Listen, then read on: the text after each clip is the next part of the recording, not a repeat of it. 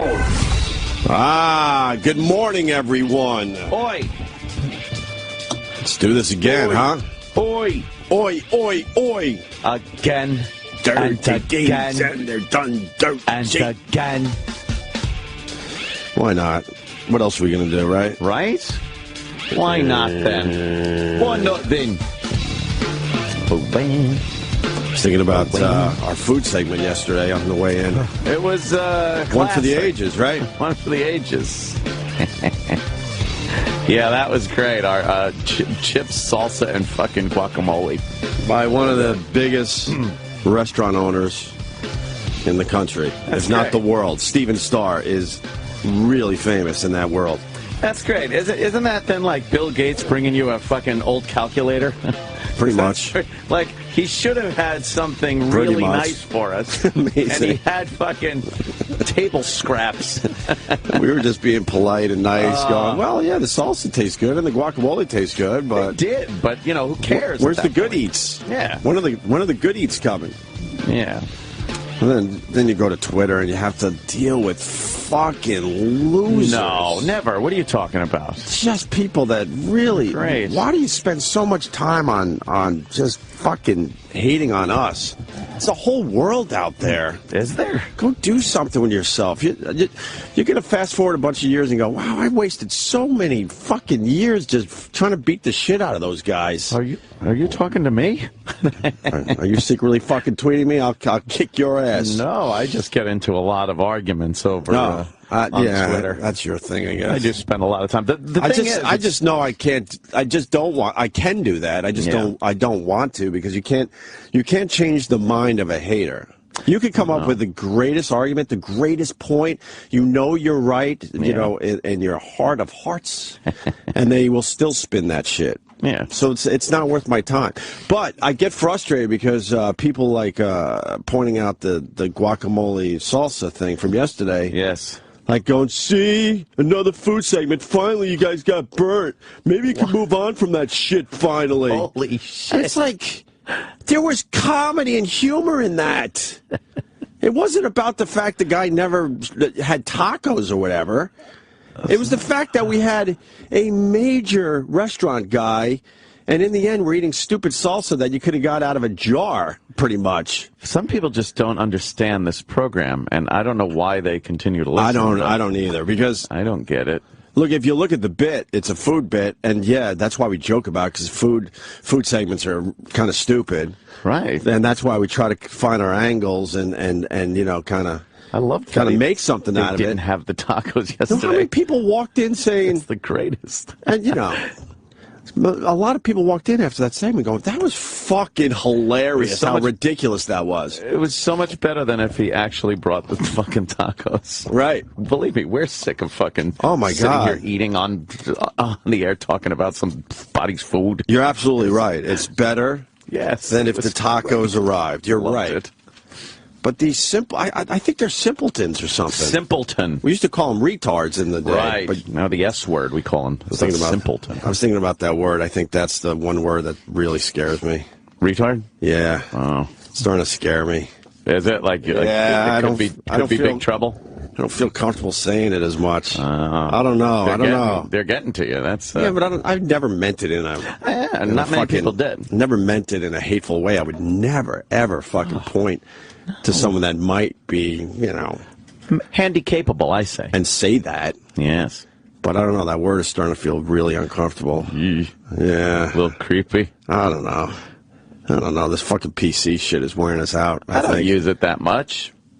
And I don't... Really? And you sound like an asshole when you start. No, we should be able to say retard. You know what I mean? You really do have to pick your battles.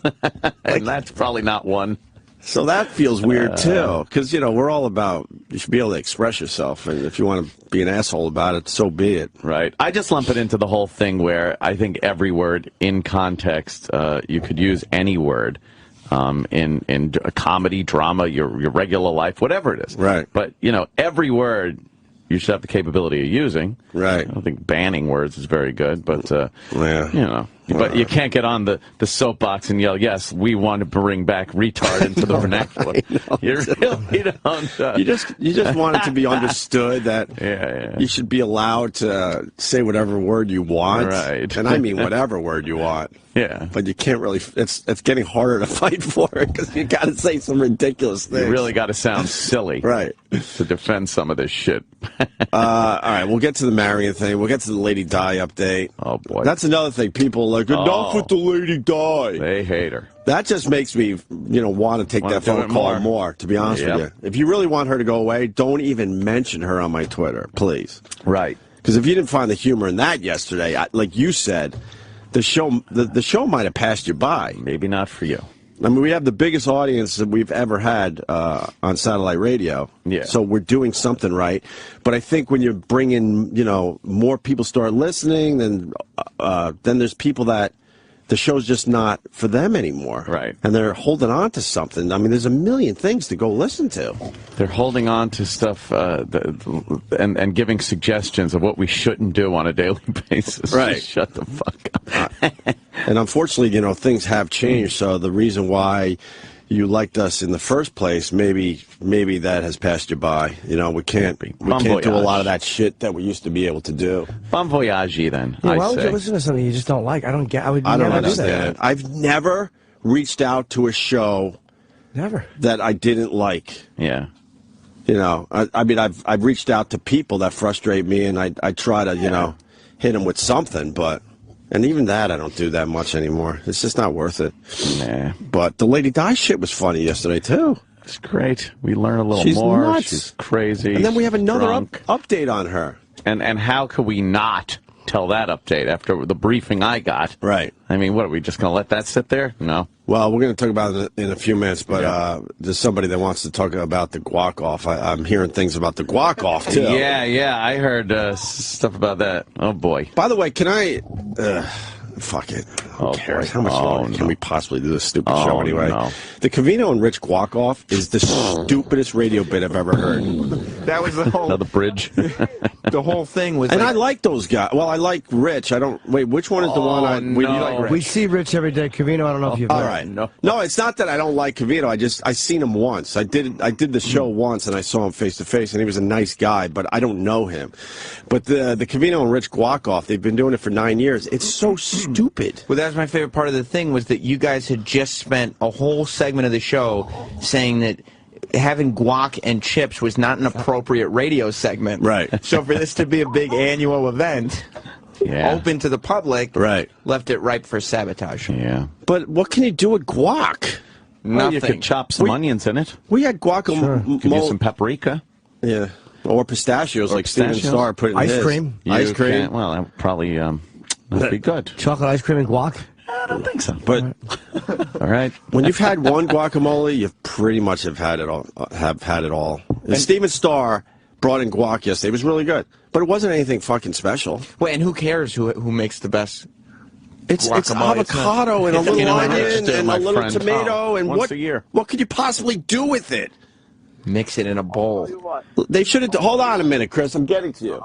I mean, a chili cook-off is nice. You could do a lot of different things with chili. Good. But guacamole... What's Cinco de Mayo? And they've been doing it for 9 years? Yeah. I hate all cook-offs. Oh, do you? They're all stupid. I make a better... I don't know. My burger's pretty good. Shut up. Cares. You ever go to the place where they open up, Hold on, they take Chris. the guacamole thing or whatever it is, Right. and they scoop it out in front of you and grind it up in front of you. That's good. Know why they That's do that? great. Why? Because they know it's nothing. So they're trying to make it look fancier. They're trying to snazzy it up. So they think if they make it in front of you, you go, wow, this that's is something how it's very done. special. Oh. They just want to show you how even an ape can do this. Just cut the avocado, you mush the onions, dunk, you pour a little shit in, here you go. Boy. I don't understand what you could really do with it. And with that, Chris, go ahead. All right, I'm listening to I listen to you guys in the morning and then throughout the day, and then I listen to Covino Rich. Hi, Anthony. I'm a friend on your Facebook, by the way. I'm Chris Martinez. That's one of the few gentlemen.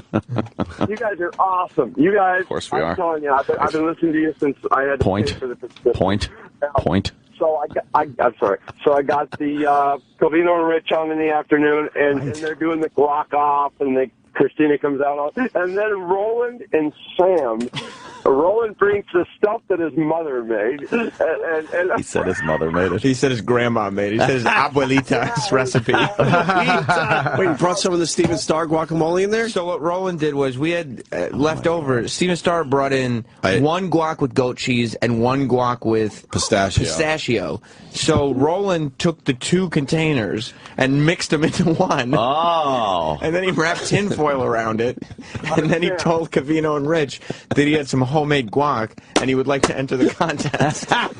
Do we got clips? Yeah. Oh, and then it was great because before the show started, Rich went over to Roland and he goes, Roland, you know, I saw the container that you have. Meanwhile, while Rich is talking to him, the box of chips with like the restaurant logo and all this stuff is right on Roland's desk. So we're thinking, oh shit. But he probably didn't think that another employee would cheat at a guacamole contest. It's incomprehensible. Right? He goes, Roland, you might want to make more because if you run out, people aren't going to be able to vote for your guac. Oh shit. Right. And Roland goes, like, in a snap, he goes, I can't make more because the ingredients have to sit overnight. the lime juice marinade has to sit. Oh, shit. Who was that, fucking Woody Allen? That's funny. Story. Can I please tell the rest of the story? No, I don't want to know. If we have clips, I don't want to know the rest of the story. Yes, we will. We'll let it play out on our show. Run through it ourselves. Because I'm just hearing about this, thank God. So I have no idea how it ended. It was an independent venture by the staff. He got chatty. Thank you, Chris. He's lonely. Chatty Kathy. Chris is scared mode. I was just trying to include him. We didn't even need him, to be honest with you. We didn't even need you, Chris. We were just trying to include you in a nice little conversation. He needs friends. How do you just put that out there? Because he was babbling. Sometimes we just take a call and we're just like, hey, man, hang with us for a little while. But we don't really need you. No. Let's say hi to Mike in Virginia. Mikey. Background yelling. Hey, I love you guys, but the pre-show thing is killing me. Like, I'm in my car from 6 till 7. Right. And then I only get you guys and your pure entertainment for 30 minutes. And then I got to listen to that man-child for 30 minutes. Well, man-child. So why are you listening to it then? Yeah, that's what I tell him. I don't understand. There's so many channels. I really don't understand anymore that people would suffer through something they don't like. Yeah, like we have to change the start time of the show so this asshole can. As much as we beat the shit out of Sam, I like his pre-show. Period. Okay. And what about you could record the whole show now? We live in a on-demand world. So if you only hear a half hour of the show, why wouldn't you take an hour of yesterday's show that you didn't hear and listen to that on the way in? How about instead of calling and asking Opie and Anthony to start work a half hour earlier, why don't you start your work a half hour later? And that way you could adjust your commute. You little shit. Oh, go eat some chicken fingers. He told you. But I see good points on both sides. Go eat a chicken finger does make sense, and shut up, sir, also makes sense. But there's workarounds. Oh my God! So many, it's not the old days where you had to find a cassette and record it. That's true.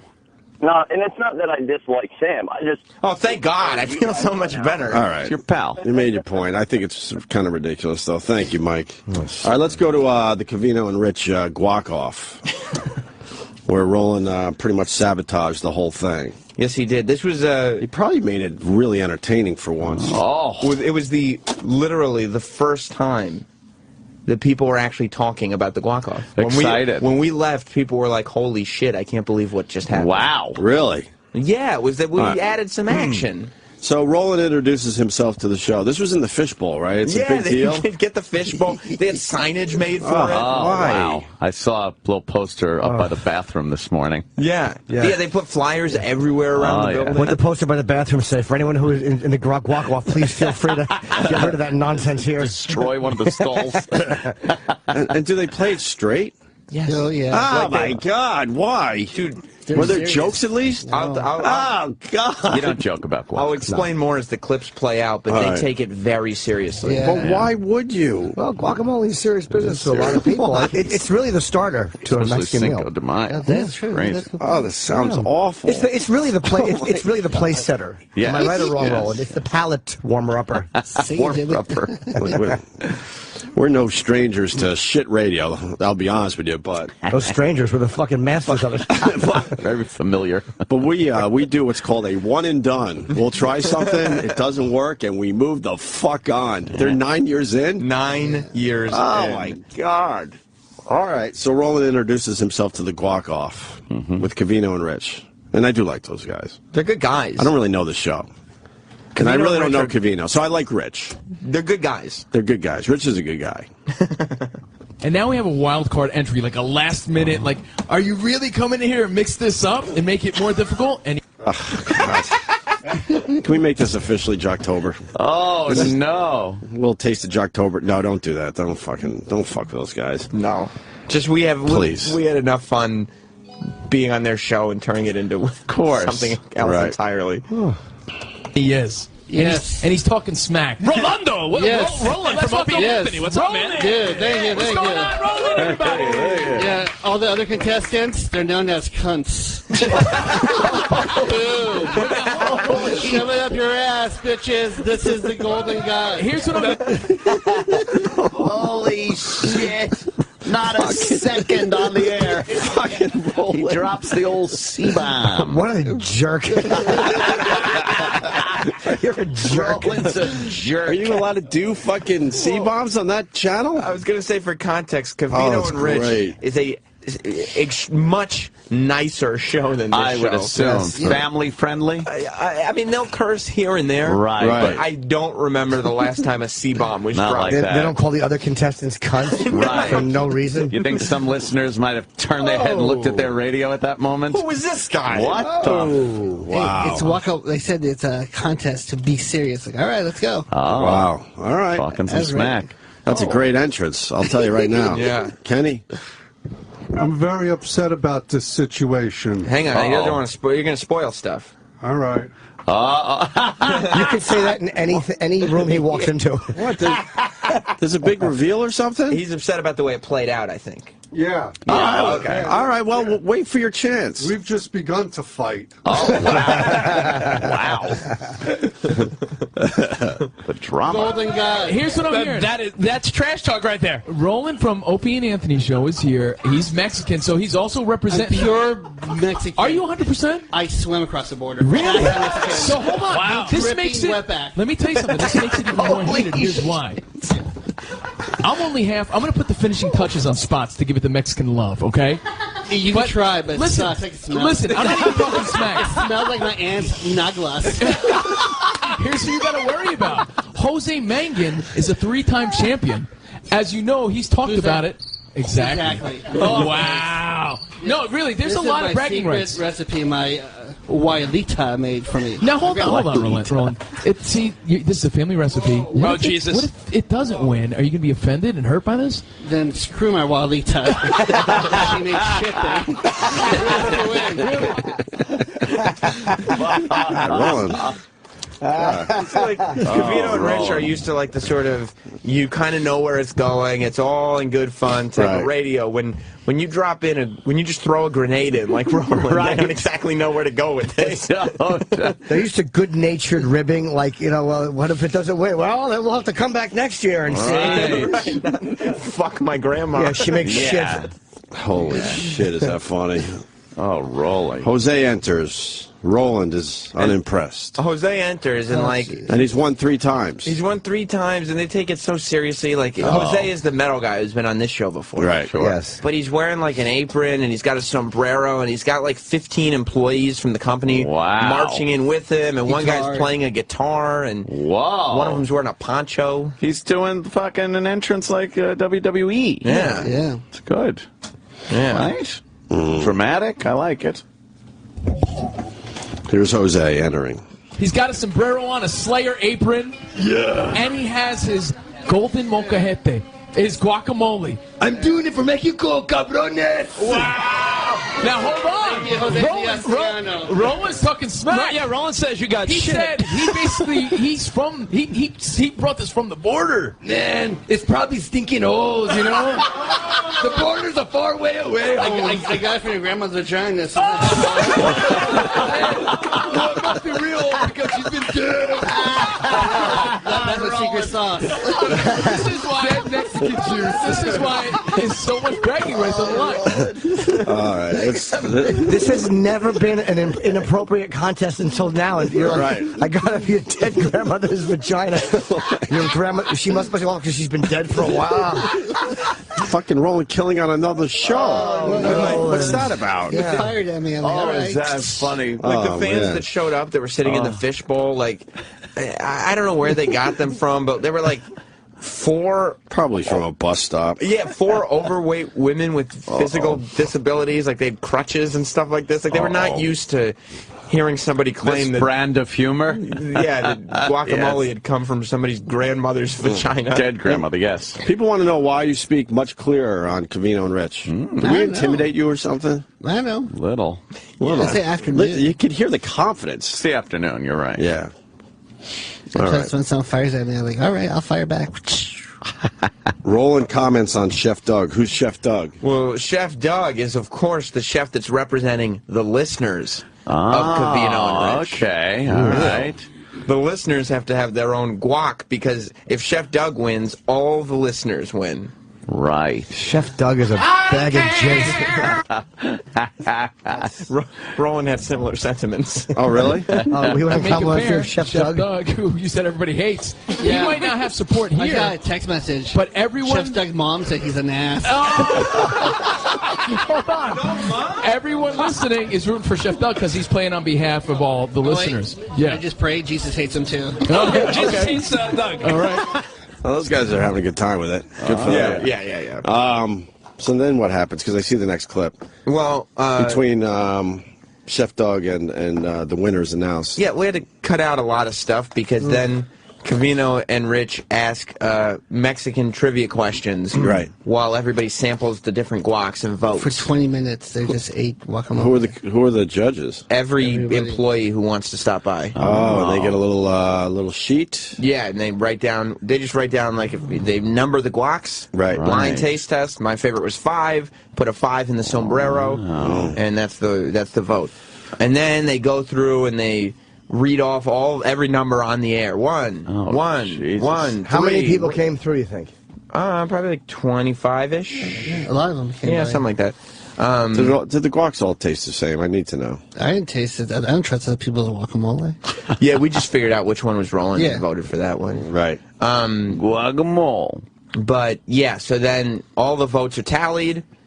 They do a big tease. They go to break and say the winner will be announced right after this. Oh, okay. And then little tease. You need a little drama if you're having a contest. I get it. It works. All right. And then they announce the winner. Someone's saying you had tequila confidence. Did you have a little drink? Yeah. They had it there. Shit. Todd in Jersey nailed it. Thank you, Todd.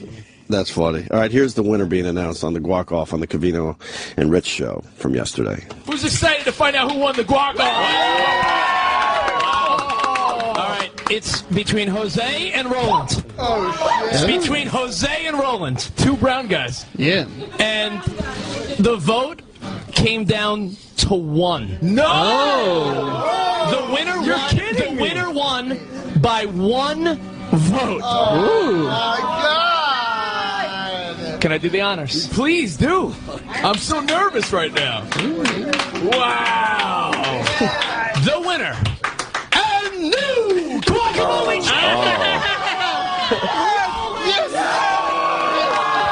Roland won? Yeah, he did. Thank you. Do you believe in miracles? Do you believe in miracles? Jose brought all his friends. He brought the hat. He brought the apron. He couldn't get it done. Smut brought his entire family. He brought his vet. He couldn't get it done. Now. Roland is the champion of the world. Wow. With store-bought guacamole.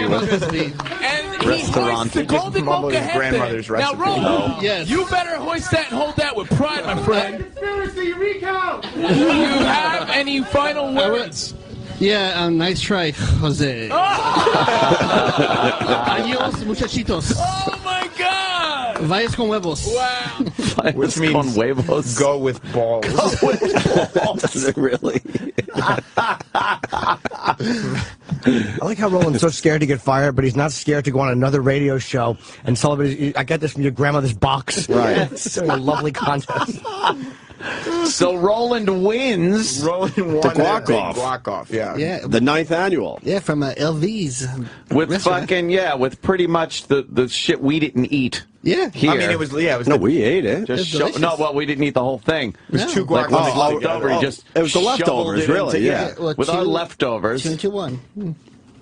Wow. Damn, okay. What and a then, controversy. then we find out the winning vote Right, was so cast by someone. there was more controversy because the last vote to put Roland over the top, So how do they find this out? Because he walked in. he walked in and What announced. an idiot. Yeah. Yeah. Is he here? I know. Probably. There's a twist in this, and the guy's walking out of the room. Dennis, stay where you are. Oh no. Because the guac-off was tied, and Dennis was the last vote. What? And Dennis voted for Roland. So it all came down to Dennis. Falcone! Wait, hold on. Are you saying Opie and Anthony conspiracy? do through and through, man. They hang out together all the time. Is there foul play? No, of course not. Jose, look. Going foul play, bro. Oh, Falcone, foul play. Jose makes great excuses. Roland makes great guacamole. Wow. I came in, I tasted, I voted.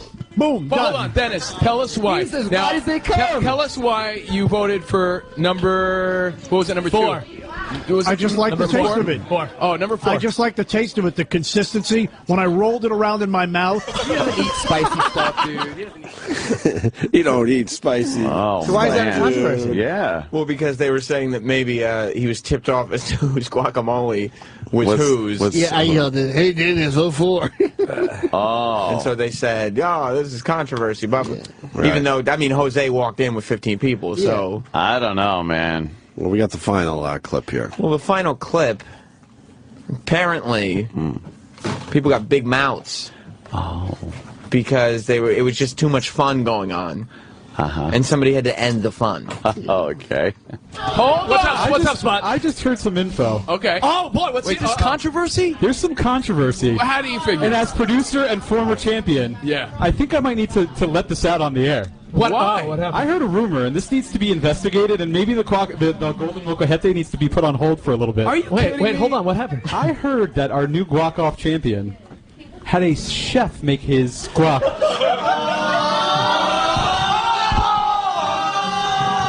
Is this true? Well.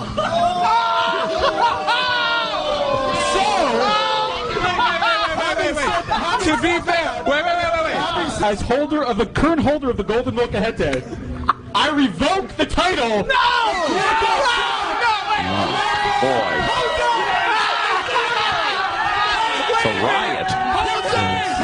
This is crazy! Craziness! Well, Pure stop. mayhem! Well, they just kick a kitten. you heard a Right? rumor like Bananarama, Jesus. but No. that's not true. He's I'm gonna laughing! play poker with this guy. I got people at the Food Network. What's up? Folded, Roland. Yeah, because I wanted to go home. I had enough of their stupidity. I'm tired. I've been here for an extra 3 hours. I'm Oh, done. man. Take your golden mocha. So who ratted you out? Who ratted him out, Sam? That's what we're trying to figure out. Oh, man. It wasn't anybody associated with this show, but there were people Yeah, huh? in that room that knew. And we thought they were cool, but they're obviously not. They made it work. Uh-oh. They made the guac-off work, Kenny's by the coming. way. That sounded like fun. What the- Kenny's Well, it coming. was because of what we did. Oh, all right, fair enough. I mean, Kenny? We win again. Comment? Yes, Kenny. First of all, we did not sabotage. We enhanced their guac-off. Okay. That's number one. And you made your own guac, technically, because you Right. took all the leftovers and mixed them up into a super guac. that was my argument. Super I was- super guac. I want to see the written rules because we got to appeal that decision. Appealing the decision. But more importantly, We got to find out who the rat is. Yes, we don't like rats. No. Are we going to find out who the rat was? Well, I've been told something. That I'm going to confirm. What have you been told? You have theories? Yeah. Suspects? Yes. Good. Yeah. Well, tell us. Why don't you tell me what really happened? Yeah, tell us now, because we are pretty much bored with the guac thing. We're ready to move on. Let's wrap it up all nice right here so we can move on to other things. No, I'm going to sit him down. I'm going to give him a shot. You're going to interrogate him? No, a shot of liquor. And I'm going to make him tell me, was it Tatalia or Brazzini? Brazzini. But I heard it's a person. I heard a person's name. I'm not going to mention it, but if it's true, this person does not like the show. Are they on our staff? Whoa. They do work here, yes. Not on the show staff, though. No. They work for this company, and they do not like the show. Tim Sabian. Yeah. Scott Greenstein. Who? I'm not saying it on the air. Because you got to get to the bottom of it. Wow. Yeah, Kenny really is fair to taking this falsely- investigation. How do you know they don't like our show? Seriously. Because there's been incidents. What, do they have no funny bone? Right? Really? Oh, boy. Yeah. Write the name down. Everybody thought Tommy at first. Will we know the name or no? Yeah, Just the you'll face? know. Write the name down. I won't say anything.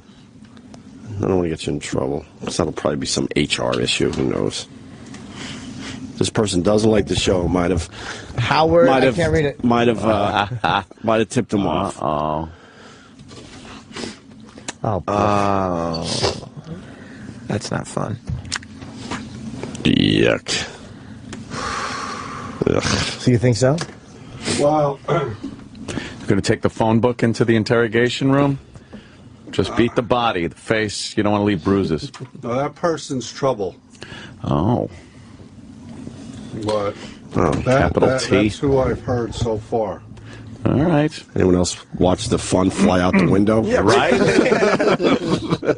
Jesus, what happened? We were talking about guacamole. Right? It was all fun. About guacamole. Roland was a complete ass. The Covino Rich thing that kind of worked. It was fun to listen to. Yeah. And now You can't sit that person down, though, and question him. Oh, no, I'm just, you're joking. Okay. just kidding like they did in The Godfather. I think you're serious.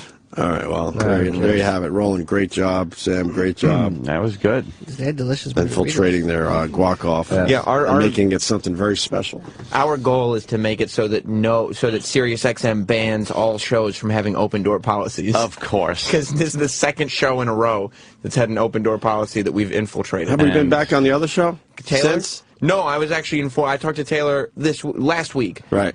She said she is never allowed to have an open door policy. Wow. They're, God. What dumb radio shows. It's really stupid. Yeah, that spontaneity really those are the makes days that radio really boring. get people talking and maybe even, grabbing some new listeners when all of a sudden you tune in your show and they're doing something crazy and different. New people are going to listen to Covino and Rich today. Mm-hmm. 100%. Absolutely.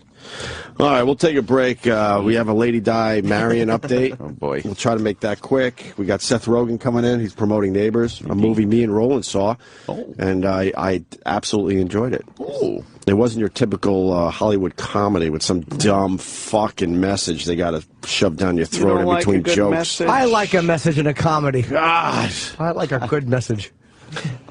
Something with a little heart. I like something with a little heart. Yeah. This is more like Animal House and Caddyshack, those type of movies. They didn't need a fucking message. Here's a bunch of jokes, some edgy shit, and let's fireworks. And let's roll the credits. We don't need to fucking. In the end, they got together and fell in love, even though at the beginning of the movie it looked impossible. Do you think that Adam Sandler movie where they go to Africa Oh, together, there'd be a major message you think in at the that. end it's going to be like, wow, they realize they do love each other. God. How great would it be if that movie ended with her getting her clit cut off and then him marrying her anyway? Yeah, That's how it ends. Yes. Her with a bandage in her lap. Why can't Hollywood do that? It would be such a great ending. A ridiculous ending to Yeah. these comedies. Maybe because there's millions of dollars at stake. I guess somewhere they figured out the formula works. Oh, yeah. Because why else would they continue to do that? But there is an audience out there that just wants to fucking laugh, and they don't need, that shit shoved in their face. Sure. And Neighbors gives you that. God damn it. Nice. And we'll talk to Seth in about a half hour or so. Stay there.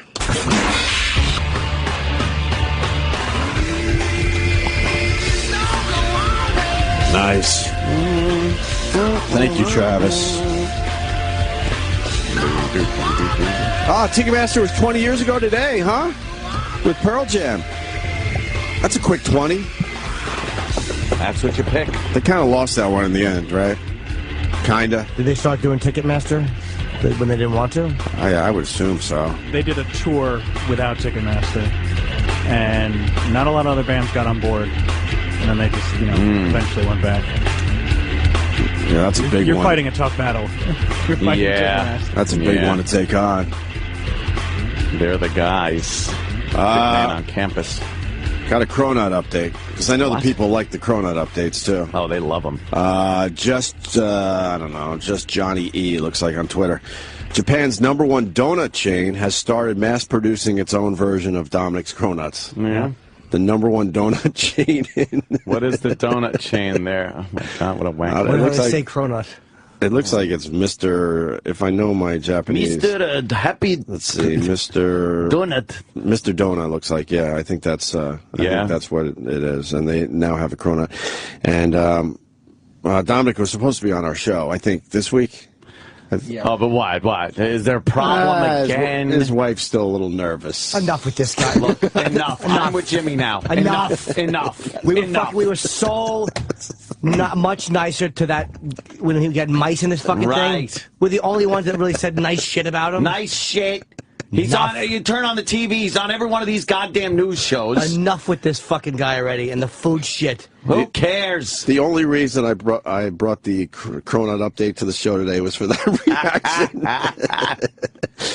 And I don't care if it comes on or not, but we were actually nice to him when he was in. But we've never said anything bad about him or his goddamn Cronuts. We have a funny bit. We do. We joke. We bust Roland's balls about it. We know that his Cronut is better. Right. And all right, his wife's a little nervous. I get it. But then once it's explained, like he still doesn't. Goodbye. Jenny Hutt. He did her show. He did Jenny Hutt's show. Really? Enough. We talked This to fucking kowtowing to people that make donuts.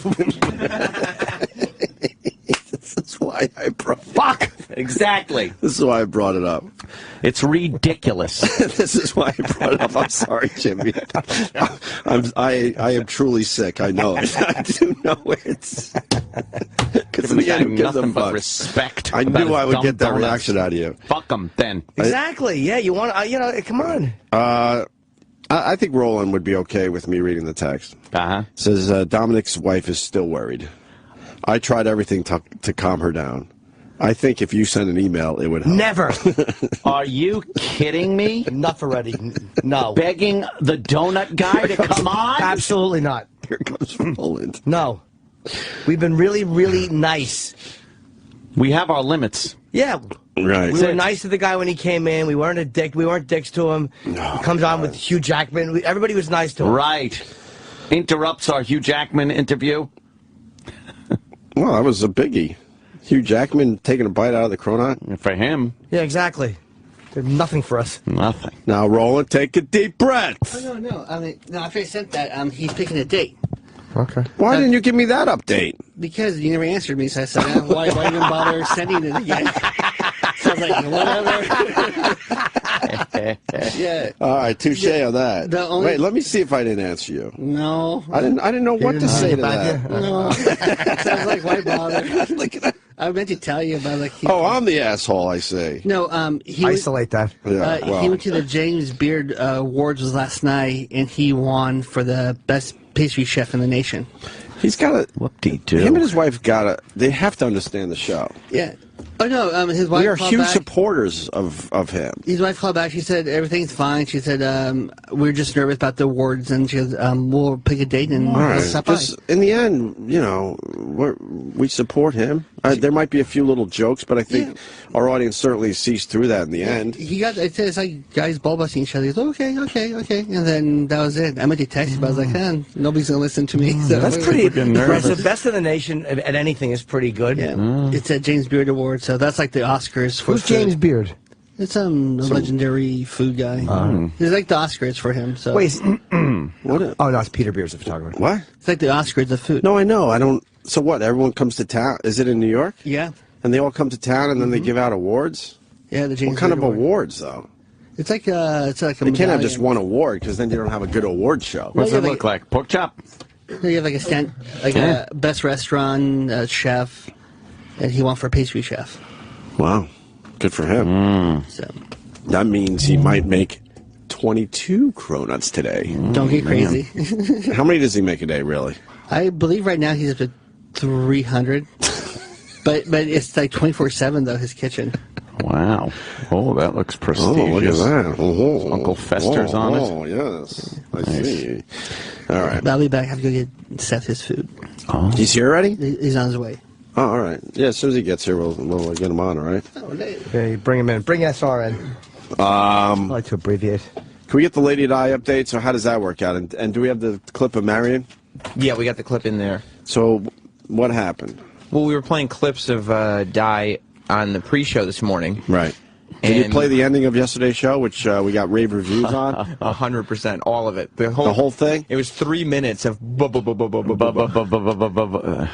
Yeah, the question was raised, would anybody who's not on crack listen, be on hold, and then contribute by adding her own Right, yes. We don't know if she's still doing crack, by the way. No, we're trying to discover that. Yeah, I would assume. I think she is, but I have no idea in the end. I assume she is. She's lying about when she stopped. It's 3 years, it's 2 years, it's what? We got her down to a year for a while there. It went 3, 1, and then 2. Oh, right. So we're back up to 2. Gotcha.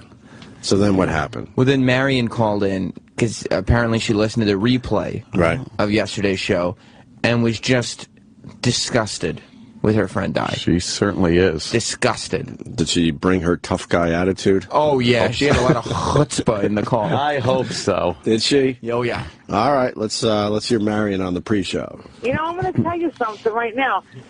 Bill called me. Mm-hmm. Right? And right after I guess she talked to you, Bill called me, and I called him back. And she shit all over herself. Jesus Christ. What do you mean she shit all over herself? I don't know. Bill called me and left this message on my cell phone. And I'm like, what's the matter? Since Diane was sitting there waiting to talk to you, she had to go to the bathroom and she couldn't hold it. And she peed all over herself. Oh, my. Why didn't she go to the bathroom? There's a bathroom in her. She's in her apartment. Because she's gross. Okay? She's getting to be too gross. And you know what? I don't even want to talk to her anymore because it's like every time I talk to her, something else is happening with her. Marion, what can we do to help this woman? Nothing. Sam, let it go. She is out of control. She is ridiculous. And you know something? She is going to die of cirrhosis of the liver. Jesus Christ. Well, Marion, thank you for the uptate. I'm sure we'll get into it on O&A today. Can I say how awful that phone call must have been between her and Bill? What a terrible fucking call. Whew. Oh, just her, both of them going back and forth. I can't tell her. Me too, Bill. Just interrupting each other with what they both making it about themselves. She doesn't want to stop. I keep telling her. Bill, I called every time she needs to stop. Two idiots trying to fucking talk all over each other about how they both told her. Right. Got it. By the way, people also enjoyed the Louis C.K. Impression that Jimmy pushed forward. I've never wanted to be able to do a voice more than I could. I can't. No, it worked how you did it. That's why it was so funny. All because of Lady Di, by the way. So for the people that have had it with Lady Di, I don't know what to tell you. Some great shit came out of it yesterday. So she sat there in her room, pissed and shit herself. Right. Yeah. While she was waiting to get on the radio. And Again. Out of control. And then she probably said, I can't go to the bathroom because then they'll hang up on me. So I'll just shit here. Shit here. I think she's one of those type of people. Right. Yeah. Wow. Is there more to the phone call from Marion? A little bit. On O&A today. But I'm telling you, tell Opie and Anthony, because I know you guys tried to call me yesterday. You tried to call me at home, and you tried to call my cell phone a few times. But these guys called me at a bad time because I was like working really doing some things. You see how that at work. fucking meaningless meandering she does. Yes. Here's what that should have been. I know you guys tried to call me yesterday. Right. Right. Right. You tried to call me home. You tried to call my cell phone, but I was working when you tried to call. Like, you don't have to cover every possible base. Every scenario. Yeah, you went calling through the cell tower. The cell tower went to my phone, but it went to voicemail. Shut up. Fucking blathering dunce. She is. She's a blathering dunce. I'm not a fan of nonsense talk. I can't be bothered. It's endless with her. Right. Shut up. I'm a man of few words when I'm not on the radio. I just can't be bothered with that. And she just will ramp. Right. Just, none of it helps. Can I hear that part again now that Jimmy broke it down? But these guys called me at a bad time because I was like working really doing some things. You got to get at that work. money. And yeah, I have to You work. rewind a I little. mean, I'm not. I mean, I said being Anthony because I know you guys tried to call me yesterday. You tried to call me at home, and you tried to call my cell phone a few times. But these guys called me at a bad time because I was like working really doing some things You got to get at that work. money. And yeah, I have to work. I mean, I'm not. I mean, I said to her all the time, like, Diana, get your fucking ass out, get a goddamn job, get some fucking help. I'm online with Bob Levy sometimes. And she shit and pissed herself? Yeah, that's what I heard. She peed herself. I don't know about shitting, but I heard she peed herself. All right, well, Marion, we got to let Opie and Anthony take over. Thank you for the call. Wow. Well, so there is your update. Oh my! It's just incessant blather. Right.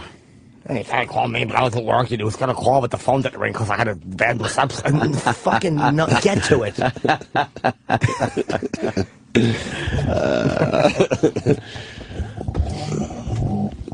So now, I mean, I want to. We don't, but we won't call her. But I want to talk to Lady Di now. I need the details of her shitting herself. If she just decided shit herself because she was talking to us or on hold to talk to us. Yeah, why did she piss herself? But you don't want to call her. No. If it happens naturally, that's fine. We'll get to it eventually. Yeah. The next time she she'll calls. Call. Yeah, eventually she'll call and we'll get that update for you. All right.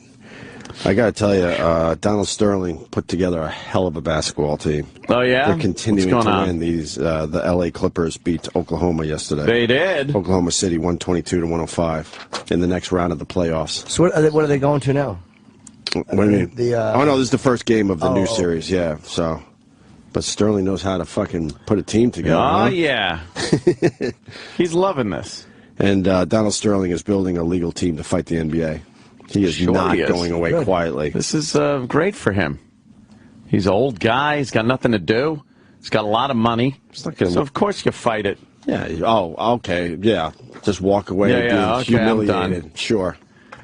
And he might actually get somewhere with the legality of the whole thing.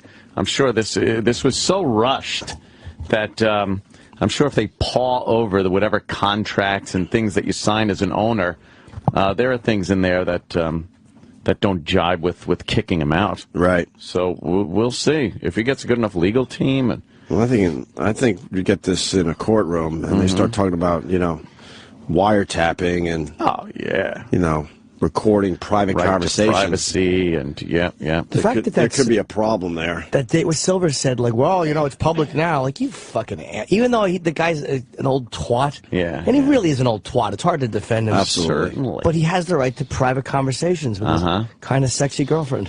Mm-hmm. She's just a dunce. She is, but man, there's something very attractive about her. Dunderhead. She's. You like her, yeah? Oh yeah. But she's bound to be a good fuck. When you're a billionaire and that's the girl if you hook up with, come on, she's got to be. Maybe. She looks a little bit like a tranny, though. So you make my point. A little bit, a little bit, a little bit in the face, a little bit. And then your boy Derek Jeter, Ant.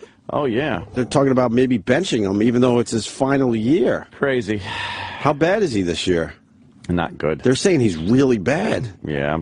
I think that injury he just really fucked him up.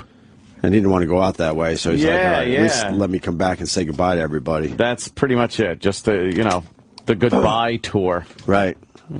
He's not the Jeter of old, that's for sure.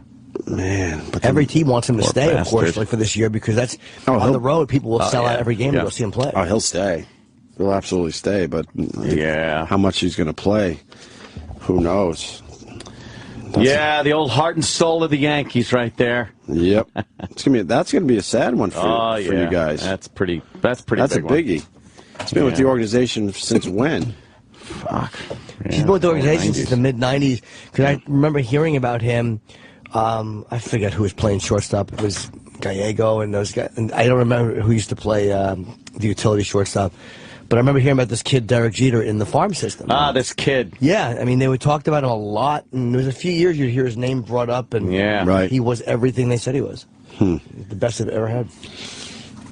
You think first round Hall of Fame? Oh, God, yeah. But there'll be that one guy who's voting for him because, they can't be 100%. I gotta be different. Fucking asshole baseball writers. Right. It's not about 100% before. Dislike. I gotta be different. Yeah. They're just hateable. Right. Let's see what else. The SNL writer thing is great. What is that? This is great, and she is not backing down. Her name is Leslie Jones. No waddle doodle? Hard to read her Twitter name in the paper. It's so tiny. Whatever. She African American woman?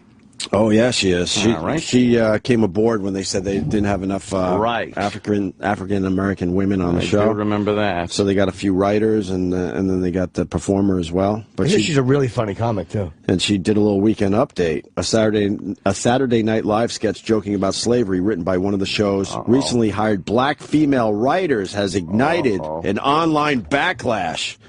But comedian Leslie Jones, who made her debut Saturday night for a segment on the news show parody Weekend Update, refused to apologize for her controversial bit, calling her critics self-righteous. The bit was kind of funny, to be honest with you. What was it? Maybe I'm not allowed to say that because I'm white. Oh, gee. The sketch, #1 slave draft pick. Opened with Jones discussing People magazine's choice of Oscar-winning actress Lupita, I don't know how, Nyong'o. Thank you. As the cover girl for its world's most beautiful issue. Jones joked about her own lack of love life, but added that in the days of slavery, her sturdy frame would have gotten plenty of attention. Sturdy frame. See, I'm single right now, but back in the slave days, I would have never been single. I'm 6 feet tall and I'm strong, she joked. I mean, look at me. I'm a mandingo. I'm just saying that back in the slave days, my love life would have been way better. Massa would have hooked me up with the best brother on the plantation. I would be the #1 slave draft pick, Jones said. Damn. That is brave for SNL, huh? Damn. Oh, there it is. Oh, you got the actual. That's probably better than me fucking trying to. Most beautiful person. I kind of liked it. She does that bit. Ebony.com editor Jamila Lemieux, looks like, tweeted her disgust. This Leslie Jones person is an embarrassment. I'm so appalled right now. Huh? Why? As additional negative reactions began to pour out, Jones defended her sketch. If anybody should be offended, it's white folks because it's what they did, she tweeted. Oh, lighten up. She was joking, though. I know. That was a joke tweet. Y'all so busy trying to be self-righteous, you miss what the joke really is. Very sad I have to defend myself to black people. Lemieux wasn't pacified and continued the attack. Is Lemieux black as well? I guess so, if it's Ebony, right? Continue the attack. So the Lupita moment had to be counteracted by a black woman acting like a big, loud monkey. Just wow. Damn, yo. She later took to Ebony.com to further berate Jones in an essay saying she minimalized the brutality experienced by black women during slave days. Yeah, but that's what comedy does. It doesn't always tell you the exact truth with no exaggeration or minimalizing, or otherwise it wouldn't be a joke. Of course. You can't just sit there and go, yes, slavery sold off children. Right. The end. Right. Yeah, we know it's terrible. Right. Of course it's terrible. That's the beauty of trying to make fun of it. Yes. The awfulness is obvious. Yeah, the woman writing the article doesn't even know the basics of comedy. And by the way, for her to call her act like a monkey, what do you? You're using criticism that if a white guy used it, you'd be all over it. But for some reason, you like using that criticism. Right. Fuck this woman. But Jones continued to fire back and accused her critics of a double standard for female comics. Now, I'm betting if Chris Rock or Dave Chappelle did that joke, or Jay-Z or Kanye put it in a rap, they would be called brilliant, she wrote. Because they all do this type of material just because it came from a strong black woman who ain't afraid to be really all mad. Really, real y'all mad. Okay. Because it's from a woman not afraid to be real, y'all mad. Should have put a comma there. Yeah, there should have been a comma. It's one long. Okay. SNL officials declined to comment Monday. Jones was one of the black women hired by SNL recently after a 39-year-old show was criticized for its lack of racial diversity. So diversity. Good for her, though, hanging in there. You don't see many people hanging in there. I think she opened for Chris. Chris Rock did the Stress Factory recently, just warming up and doing some road dates. Right. So he goes in and does the club, and he brings really strong acts to go up in front of him because he wants to make sure the material is strong. He's a real comedian, man. He really wants to make sure he's got good stuff. I love Chris Rock. And I heard she just fucking murders on stage. She's got a great presence. Yeah. I felt a little, just a little, relax everyone, a little Patrice in there. Oh. A little Patrice confidence, Uh-oh. Absolutely. Nice. But you tapped out. Yeah, I kind of tapped out a little bit. Tapped out a bit. Just went on a little. I got her point. That bitch is racist. Damn. Why is Corey saying that bitch is racist? You a racist. She's a comedian. Corey, go ahead. Yes. Yeah. Thanks, guys. Yeah, man. Well, I mean, even though she's standing up for herself, I listen to you guys all the time, and I listen to the news all the time, and they're saying how we can't say nigger and stuff like that, and then she goes on public television and says, I don't like working for you white people. Well, that shit's racist, too. Dude, you can't do the same thing that people do that annoys you. She's just being funny. Yeah. Yeah, I understand that, but if a white guy would have stood up there and said, well, I hate working for you black people, well, then what? Okay, but then be mad at the press. Don't be mad at her. She's just a comic. She's doing what she's supposed to be doing. The fact people react differently is their problem. Yeah. Yeah, that's true. I mean, I just, As a white man, I don't care if she made those little stabs at Whitey. Who cares? She was hilarious with it. And she was also That's all I care about in the end. She was also counterbalancing a fucking Massa would have hooked me in the best slave on the thing bit. Anything's okay when you're doing that. Yeah, I mean, I agree with you guys. Looking at it from that direction, but it's just I guess the media and listening to you guys and everybody else, all this PC crap's getting a little retarded on it. Oh, because, boy. If a white guy stood up there and said that, Sharpton would have been all over that shit, or But I mean, in a comedic view, you guys are correct. No, your point is well taken. You're right, but But that's when you got to be brave and be a white person and say, I don't care if a black person makes those dumb jokes at Whitey's expense. It was funny. Funny's funny. Funny is funny. Period.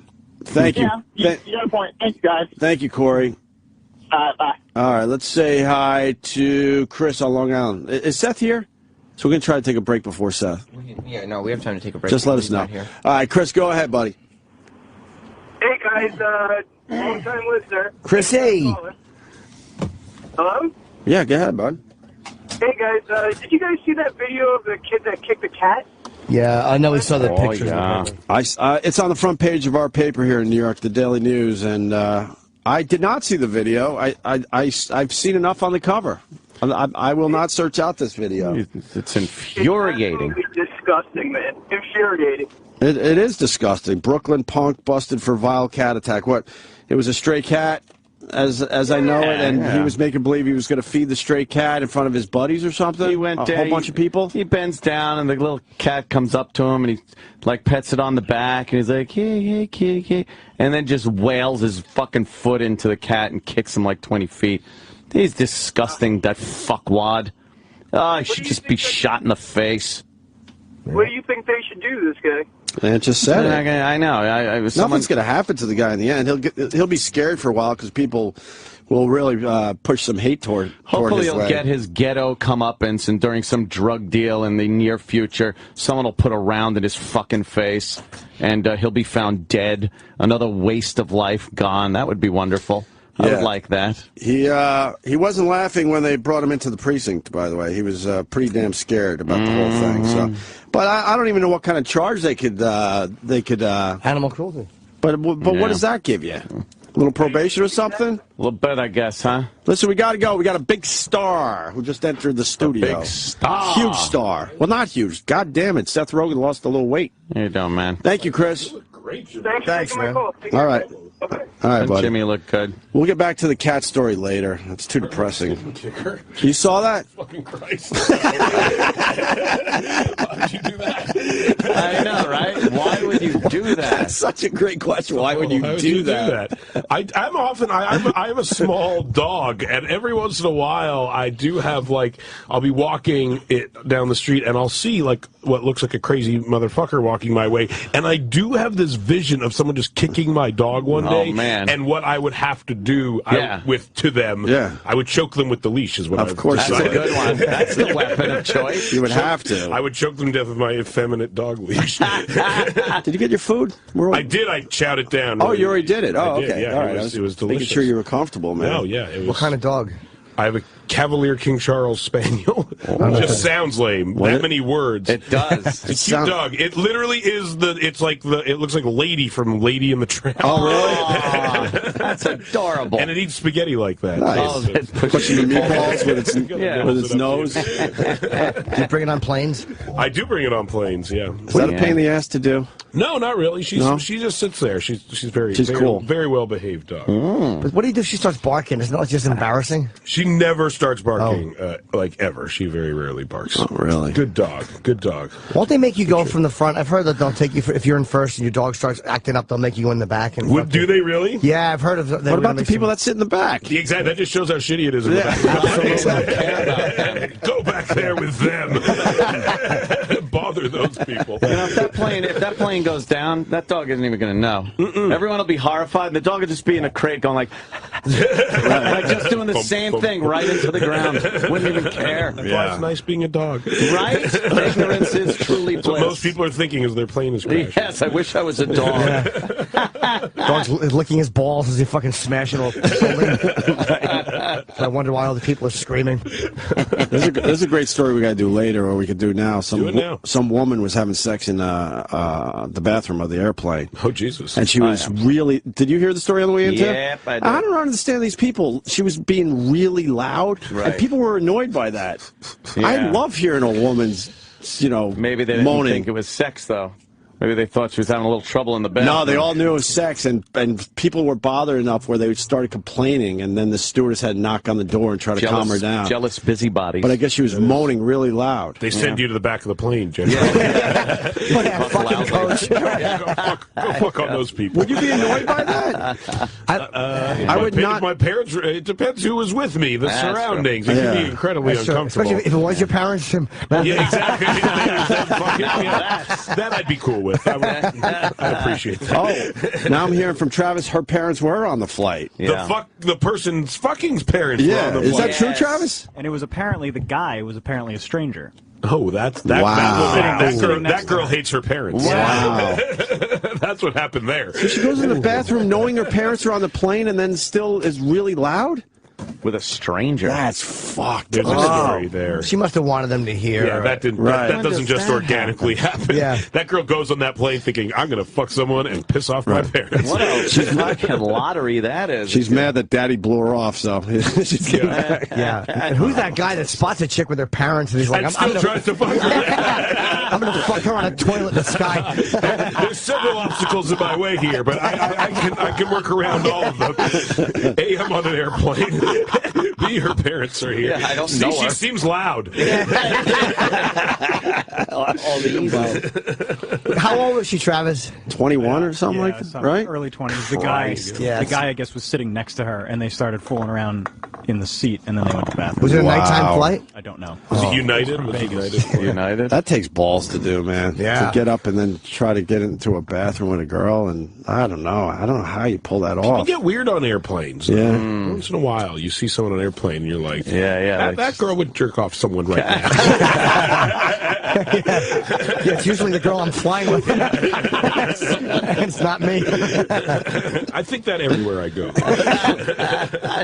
I wonder if it's because there's a possibility of death. People like lose I their think that's inhibitions. what it is. It's like how shitty movies seem better on airplanes. I think shitty people to fuck seem more likely to be not that bad to fuck on an airplane. Shitty movies do. Yes. Yeah. They're way I watched better that on a Steve plane. Jobs, Ashton Kutcher movie on a plane a few days ago. I was like, this isn't that fucking bad. Should win an Oscar, goddammit. Like, good impression. But it is. I think that's also why those people were laughing at that stewardess that was doing a little stand-up act in the front. Right. Exactly. Like, again, you're nervous. You're just finding anything you can laugh at. It's a release. Take the To be stress distracted. the fact that you're completely out of control of your own existence. I get so for that amount of annoyed time. when that shit. Whenever they try to be funny on the plane, or like I saw a video yesterday of like the cast of The Lion King singing on an airplane. I fucking hate. I was like, shut the fuck up! People trying to sleep on this fucking thing. Like, I think I'm gonna die, and the last thing I need is like 30 musical theater assholes fucking singing to me for no reason. It sounds like a nightmare. Years ago, when Heather Mills was on Dancing with the Stars, whatever she was on, it was one of my favorite stories because she's such a hated woman.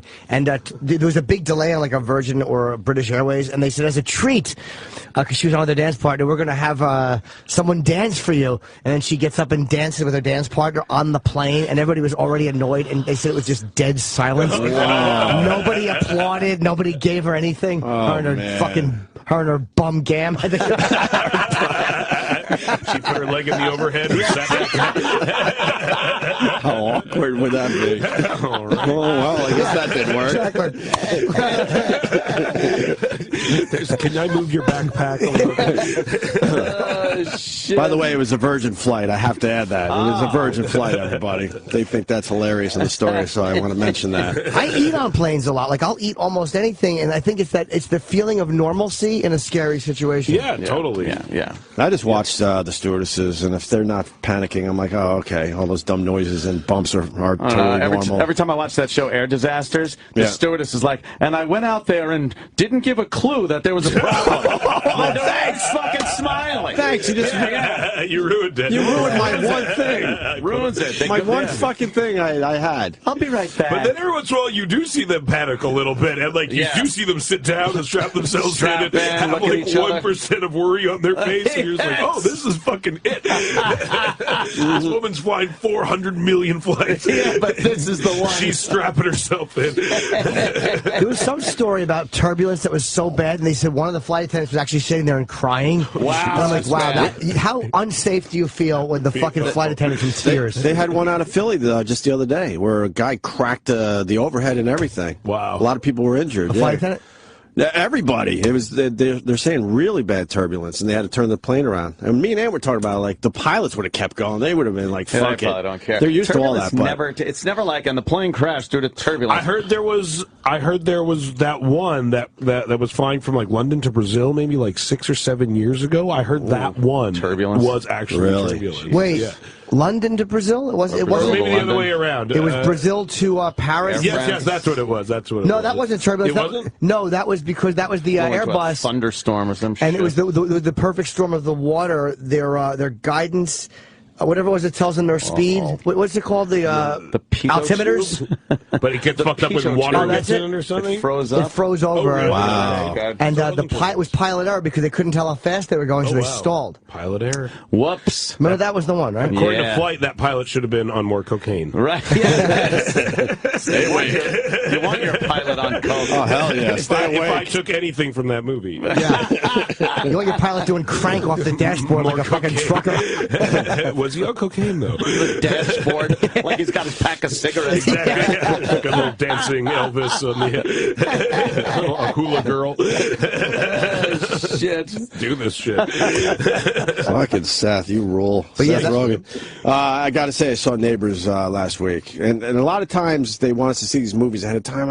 I can't be bothered, to be honest with you. But your movies, I always go. Thanks. And it was fucking hilarious. Thank you. And the theater was just, they were all in. That's all awesome. in, laughing at all the places they're supposed to laugh. That's great. And what I liked about the movie is, and we said it earlier, no fucking no dumb message by the end of it. Not really. I hate that with comedies. The messages. I mean, tiny shit. You but grow up a little bit. Yeah, exactly. But it's not like, everyone has to fall in love at the end, and they weren't sure if they were in love at the beginning of the movie. It's like, who cares? Just make me laugh, man. Yeah, we knew the movie would really live and die on how much the audience was laughing at any given moment, basically. Right. basically. Yeah, I remember saying that very early on in the edit. Like, when the audience isn't laughing, they're like, "Fuck this movie." Like, they just don't. They don't give a shit that much about. Advancing the story. It's not a very elaborate story. Like, like we move next. We're a family. A frat moves next door, and we fucking hate each other. And whenever it's not hitting that point really hard, the audience doesn't really care what's going on that much. Are you comfortable watching your comedies in front of people? Like in an audience, do you like watching it, or would you rather watch it in the screening room by yourself? No, when they do well, it's like, that's what you're looking for. I mean, like, I started doing stand-up, so, like, I really like the sound of tons of people laughing. Right. And when you make a movie, it's kind of like, it's like you tell jokes, you work on them, you finesse them, and then, like, you wait, like, 3 months, and then you finally get the laughs. So, like, when a movie plays really well, and when, like, there are jokes that get those, like, explosive laughs, then it's really fun to watch in a theater with people. Scary. I went to the Arthur premiere, and there was, like, there was some things when it's something like that, then it sucks. Like, and I've definitely been in and worked on movies that don't play as well as you would like. But you guys know that. Not as fun. Oh, sorry. You guys know that ahead of time, though. You generally do. If a movie's not working. Yes, and we try to fix it, like, if it isn't, but not everyone does. And sometimes like the makers of Arthur, for example. It's tough, though. Like, it's really hard to make an audience full of people laugh. You've had a really good run. We've talked to guys where they go, yeah, I knew this movie was going to suck, and there was nothing I could do about it, and I still had to put a smile on my face and promote it. You know? I've done that a few times. Which one?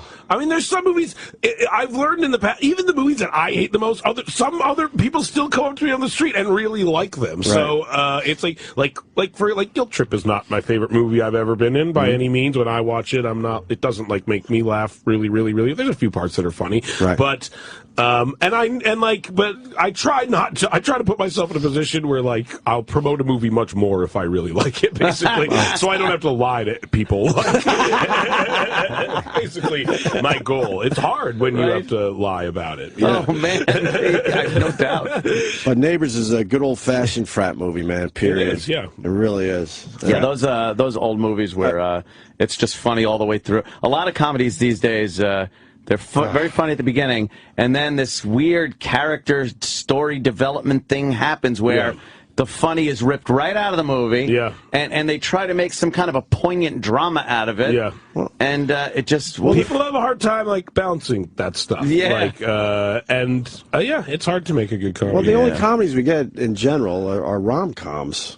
Yeah. Oh, the old the old school ones like Neighbors is making a bit of a comeback, thank God, finally. But and you got a lot of nudity in the film. That'll sell the flick. Both male and female. Oh, great. There was a moment where there were so many dicks in the movie. We're like, we gotta put in like three boobs for every dick at least. Like, we owe like 9 tits to this movie. There's a lot of dick shots and dildos. Yeah, there's quite a bit of dildos. Frontal male nudity doesn't seem to... Like, when did that start becoming accepted? I'll tell you, it was Jason Segel did it in Forgetting Sarah Marshall. That was you think that was the first one where I was like... I remember seeing it and being like, oh shit, now I gotta show my dick. It's like when athletes like saw a guy dunk for the first time, probably they were all like, fuck, like, that's what we gotta do to score now? That's how I felt. I was like, oh shit, I gotta show my dick to get laughs now. The bar has been raised. Well, Seth is nude in this movie a couple times, too. Oh, yeah? Oh, yeah, he's nude. Nice. You don't see my dick, but I'm I'll tell you what, you almost do. Well, you're having sex on the couch. I think we could give that one away. Yeah, exactly. But how hard was it to film that scene? It's not that bad. Whenever, like, the sex scene is funny, it's not that bad. You're all good. Like I've done 1 or 2 movies where, like, the sex scene's actually supposed to be, like, intimate and passionate, and, like, that's fucking gross. And that's actually awkward, and, like, you feel really bizarre as that. But how do you walk on set? Are you, like... they give you a robe, you're wearing your thing, and literally it's like a porno movie. Like, they're like, rolling, okay, like, just robe, and then you take your shit off, and you try to get in your position. Like, do you cover up your junk, knowing that they're not really filming that? Yeah, I mean, you know, it's always a fine balance, because you don't want to seem too ashamed of yourself, but at the same time, you don't want to be too explicit and make people uncomfortable. So Right. I'll like casually cover myself up. You don't want to scramble and you know. Like, yeah, you don't want to make it look like yeah, you're trying. you just got caught jerking off or something like that. Yeah. What's the sock they put on a guy, or how do they hold your dick down? I know there's something. It's like a use. cock sock. It's and it doesn't like at best it holds like half a dick in a ball. Like it's not. It doesn't quite do what you would hope it would. No, it does. If it doesn't hold all of it, it does exactly what you want it to do. And it's got to fall off during filming. It yeah, just there's has always to. overflow. Like you will cut and I'll look down. It's just like, oh, like one of my balls just fully hanging out. We've all tried the sock thing, and that damn thing will just not stay on. No, it doesn't work. It doesn't really It has stay like on. little straps that like kind of go along, man. and they'll like digitally remove the straps. really? Okay. Yeah. There's some movie magic that happens. Wow. That is magic. It's literal So magic. the actresses are having kind of like a shaft and ball banged against them while they're fooling around like that? You're kind of dry humping them with like a little. Yeah, I remember like one of the first times, like when we filmed Knocked Up, I remember thinking like, if I was in high school, I would consider this sex. No shit. Like, I heard they like, yeah, like if I was 17, I'd be really bragging to my friends about what is happening right now. I got blue balls right now, god damn it. It was sex, man. Yeah. That was hardcore sex when you were a teenager. For a teenager, a young that teenager, was right? hardcore as It really was. Didn't even care about the chafing for the next fucking week. No, not at all. Just like all raw. Right. Yeah, that was the goal. I'd dry hump the shit out of somebody. Are you worried about getting a rod in those situations, or is there a part of you that wants to, just to show her? Yeah, to show her. I mean, I don't know how I'd feel I about remember that. reading a quote like from Sean Connery where he was, not talking about beating up women, but he was talking about making love to them on movies, and he said like I say to a woman, I'm sorry if I get aroused, and I'm sorry if I don't get aroused. And I was not like, that's a smooth thing that only Sean Connery can say. Yeah, that wouldn't fly with me. No. Sorry if I get a boner, and I'm sorry if I don't get a boner. They just be like, how about you don't get a fucking boner?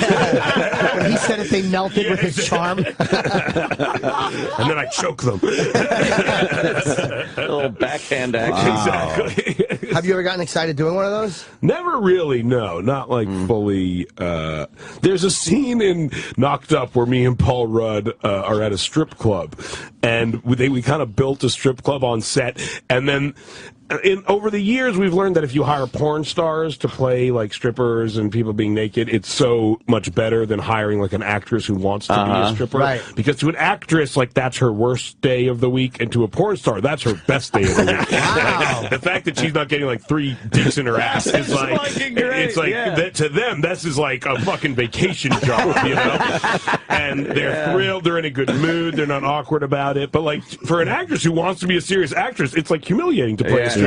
But a porn star, that's like your segue into the mainstream. So we got to pick our porn stars. Like I remember at the time, like I was into Nautica Thorne, so I was like, oh, let's get her.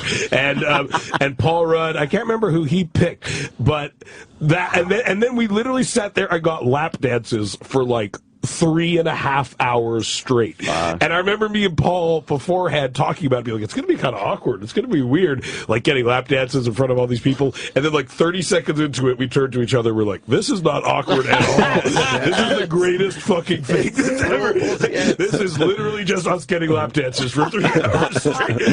You should have taken a Cialis and put on silk boxers. It was wonderful. What a great point about a porn star, though. Like for them, that's such an easy day at work. Right. Oh, we still do it. It's like I actually was one of the ones who, like, when we made Zack and Miri make a porno, like I was a big proponent of I told Kevin Smith, like, hire fucking porn stars. Yeah. Like, do not try to get actresses who will do the stuff that you want these porn stars to do. Because porn stars, they're down. It's great. Like you don't have to with actresses. I mean, rightfully so. It's generally like there's a negotiation of how naked they'll get. Again, a porn star's happy that she's not getting a watermelon in her ass. It's like, so I'm just naked? Yeah, you're just, and you guys just gonna tell jokes around me? Yeah, that's it.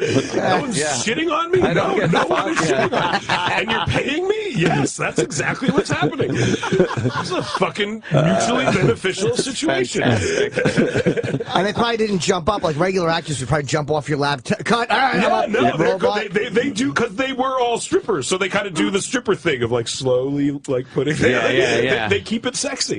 That's great. Who's Nautica? What's her name? Nautica Thorne. Do we know her? I don't know if I know her. What's her specialty? Does she have? Is she a blowjob queen or is her? She's Asian.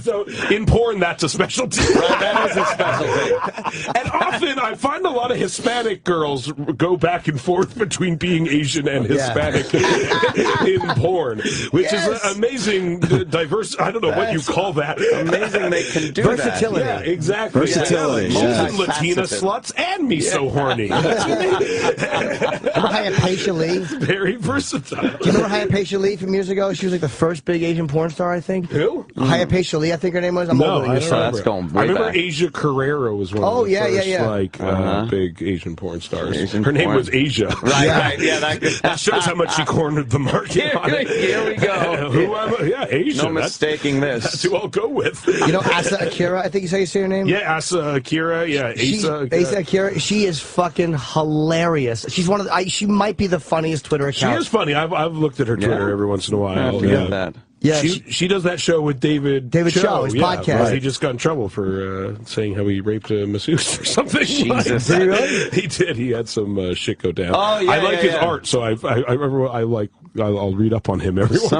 a while. Yeah. He's a maniac, though. He really doesn't give a fuck. He's crazy, yeah. He's worth a couple $100 million from that Facebook He got stock. Facebook stock for painting their walls. Highest paid artist in history. But then there is some rape allegations going around. So you want to be careful with that. You gotta be, right? There's only so good a painter you can be before that. Before that matters. Yes. I don't know if he's good enough. You gotta get better. How often you on Twitter? You go on there. I go every day. Every once, I don't tweet every day. You get shit. You get shit from people. I really don't that often. Oh, and when I do, I will I'll write them back, and I'll just be like, "Fuck you." Have you gotten to the point where you just bounce, or you got to say something every time? No, I don't say something every time. Yeah. But I have a pretty. People aren't that bad to me on Twitter. People, I talk shit about like you fucker. I know. Yeah, people just rail against you guys. Oh God, yeah. You guys, but radio people have like a kind of adversarial relationship with their listeners. That really is true. You're right. Why? Why us? I don't know. It's familiarity breeds contempt. I think to some degree. Right. Honestly, they feel like they know you really well. You You're in their car with them as they're driving, and eventually they're like, "I know these guys. Yeah, fuck these guys." On those slow news days, you got to throw your life out there, so people know everything about you, and then they just call you asshole. We should do one radio show a month. They would like love you us. guys way more. Oh God, they love us.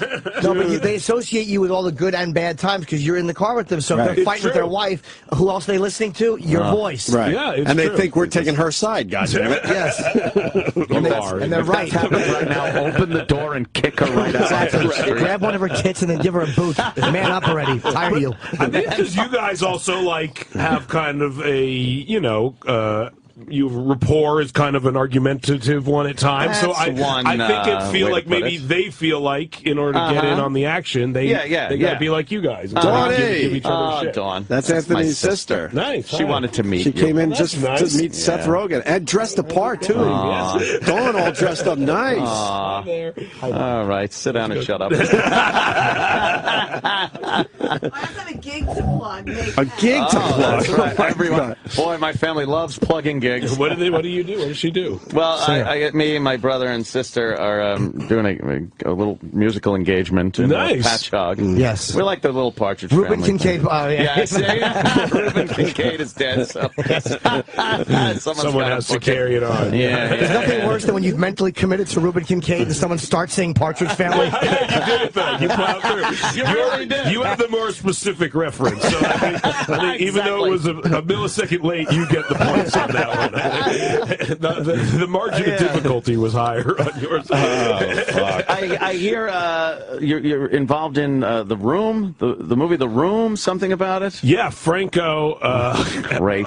Bought. Yeah, great. He one of the guys who made The Room wrote a book about the making of it, Greg Sestero, and so Franco optioned the book and then asked me and Evan, my producing partner, to help him produce a movie based on the book. So it's going to be a movie based on the making of the movie. Exactly, yeah. All right, this won't be an expensive movie.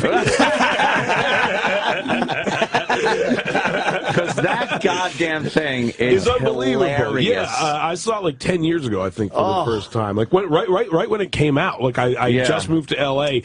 and there would be billboards for it and ads and stuff like that. I remember I saw it with Jonah Hill actually randomly, and like we became obsessed with it. Like it was the greatest fucking that awful thing movie, right? seen. We saw clips of that. Yeah. We watched. You watch it and you just trying to figure out what it is. Well, like, was this a goof? Is this guy serious? He's serious. Oh yeah, totally serious. But there's something like that's what's interesting about like as we talk about it and work on the movie, like. It's your instinct to just like say like fuck this movie, it's a horrible piece of shit, like why would you do this, like what an idiot. But what's kind of what you can't ignore is that like there's tons of bad movies that aren't watchable and that like no one watches over and over and over again. So like there is something you kind of have to give credit to, because like of all the shitty movies, he made one that like people still watch 10 years later. Love to watch that the people shittiness love. And so like there is something. Probably of obviously no effort of the guy who made it, but there is something that's oddly brilliant about it in a weird way. What is that? Because obviously it was sheer accident that it made shitty in a way that people like watching shitty. Yeah, it's bizarre. What is that? I don't know. I don't get it. And it's like new shit. Like a lot of movies, like you get the joke 10 minutes in, you're like, I get it, it sucks. Right. This movie's not like that. No. In 10 minutes, like after 40 minutes, you're just like, it keeps coming up with new ways to be shitty. It's constantly like reinventing the shitty wheel as the movie goes on. Like it's truly amazing. Have you talked to the guy yet? I met him in a grocery store one time. Holy shit. Randomly, and I talked to him for a little while. Oh, hi, Seth. Hi, Seth. Oh, yeah. He's kind of like a vampire. He's like a vampire-y vibe. Does he know it's awful? Well, what's interesting is he's kind of had to restructure his thoughts on it, I think, to some degree.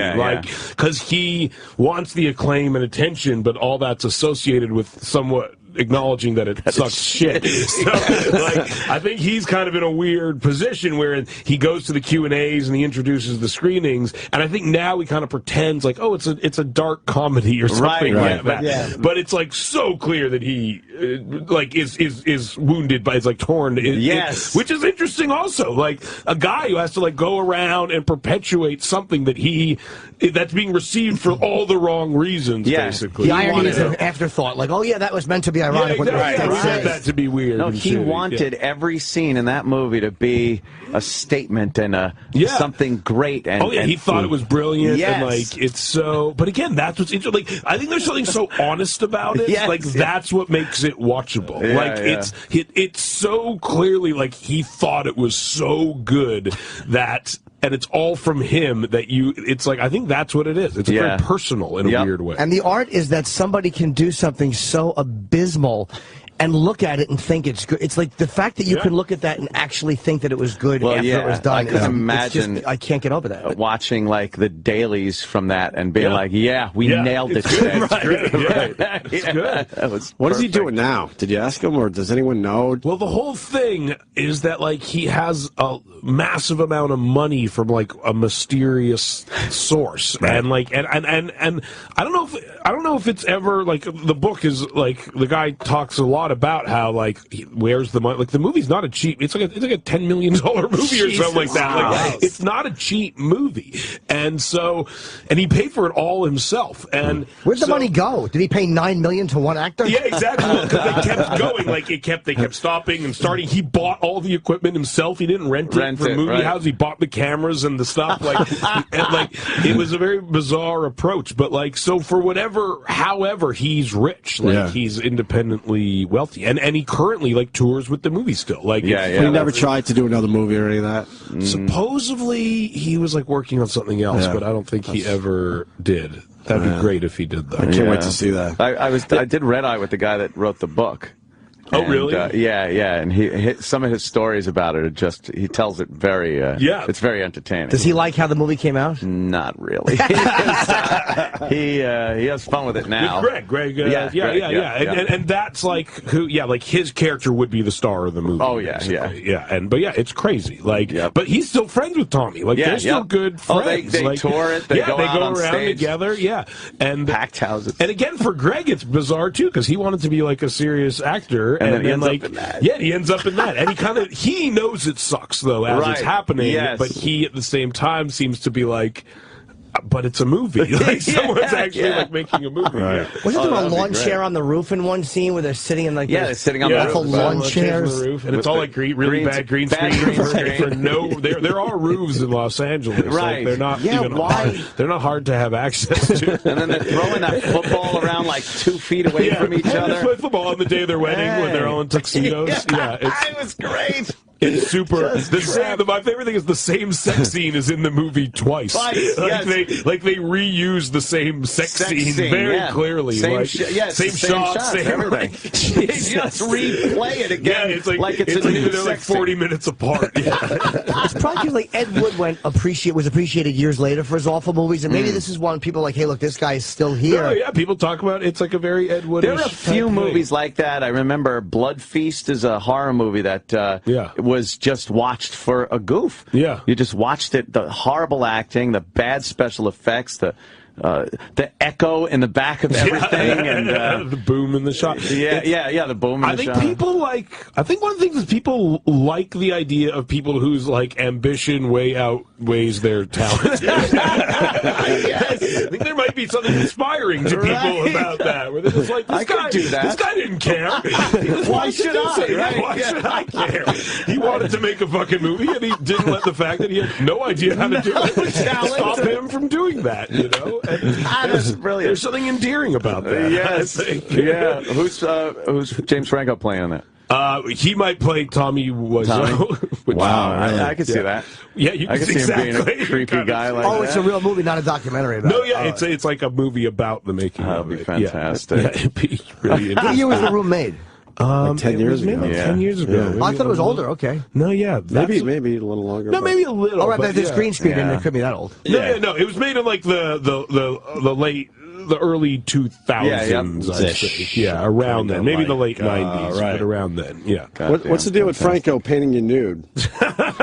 I don't know. He, you guys got such a great I don't even friendship, question it anymore, honestly. It's like if you're friends with someone who, like if we weren't famous and your friend did that, you'd just be like, oh, that's a funny thing that my friend did. You know, but because it all gets put out there in the world, I guess it becomes a lot more ridiculous in the public eye. No but shit. To me, I was just like, oh, that's funny. Franco's painting these ridiculous naked pictures of me.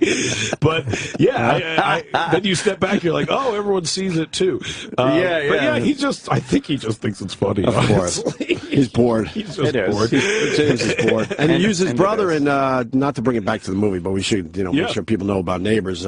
Franco's brother's in it. Yeah, Dave. He does a great job. Is that his first big role? He's been in some stuff. He's in that Now You See Me movie about the magicians, which I love personally. I didn't see. It's very watchable, immensely watchable. He has smaller stuff in some. He's in this Warm Bodies movie, a zombie movie that came out last year. He's actually in Superbad. He has one line in Superbad, but I've known him since then, basically. Yeah, he's really good. He's incredibly talented. Yeah, he's really funny. And Zach gave you a great performance too. Yeah, he did a really good job. Zach too. Efron is the head fraternity guy. He's really good. Most people don't expect to think he's funny at all, but he's really, really funny. Yeah. What a great classic, like standoff that is. Yeah. The bullying frat guy.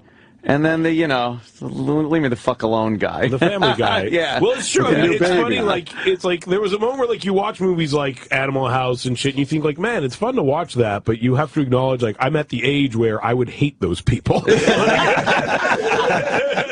Right, yeah. It's fun in a movie, but like, fuck those kids. Like, shut the fuck up. So right. I just want to go to sleep. Yeah, I want to watch television and go to fucking sleep. And that's like, I remember having to admit that to myself, but thinking like, yeah, that's probably relatable to more people than you would imagine. More people want those people to shut up than to party with them. Yeah. Right. I got to give away one thing: the breastfeeding boobs. Oh yeah, the milking. Yeah. Where the fuck did you get that from? That actually was a story that happened to one of the friends of one of the writers. Right. There's a scene where like apparently, and I had no fucking idea that this happened, but like when a woman's breastfeeding, her breasts fill up with milk, and you use a pump to get the milk out. But if you don't have access to a pump, you have to physically squeeze the milk out of the breast. And so one of the writer's friends was coming back from Coachella with his wife, and they had this happen. They had their pump broke, and he had to milk her on the side of the road in the car. And I remember he told us that story, and we're like, we have to put that in the movie. Like, they get really tight and engorged, especially when they stop breastfeeding. Yeah, exactly. When they have a problem because the milk continues to be produced, and the women have to literally milk themselves in the shower. Giant life-giving tits. What a bitch. My question was, where did you get the actual boobs from? There were prosthetic boobs. They were made, right? Yeah, they were made. Oh, they look great. Our effects company. They look great. They did look good. They look great in a horrific way. Yeah, it's literally You'll understand when you see the guys movie. that do The Walking Dead made those breasts. Really? Yeah, really?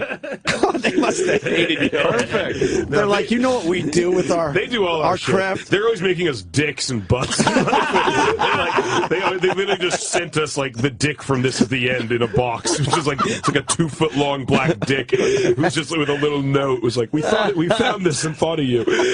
Oh, that's nice. I really love This Is the End, man. Thank you I know so much. It's an older movie, but Yeah, God, I appreciate it. That I remember movie was listening to you guys. I remember listening to you guys on the radio, literally driving, and you started talking about it one day. And like whenever that happens, I get so nervous because I'm like, oh shit, they're going to talk shit about me on the radio. And then instead, you talked about liking it, which was very nice.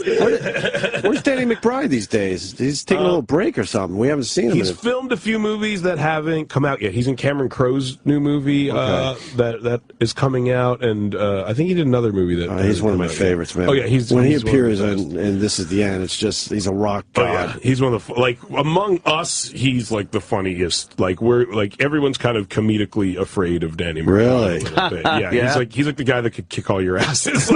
like especially like I remember in This Is the End. Like he showed up a little late. Like we started filming, kind of like in the movie. Like he shows up late, and we all had like a groove kind of.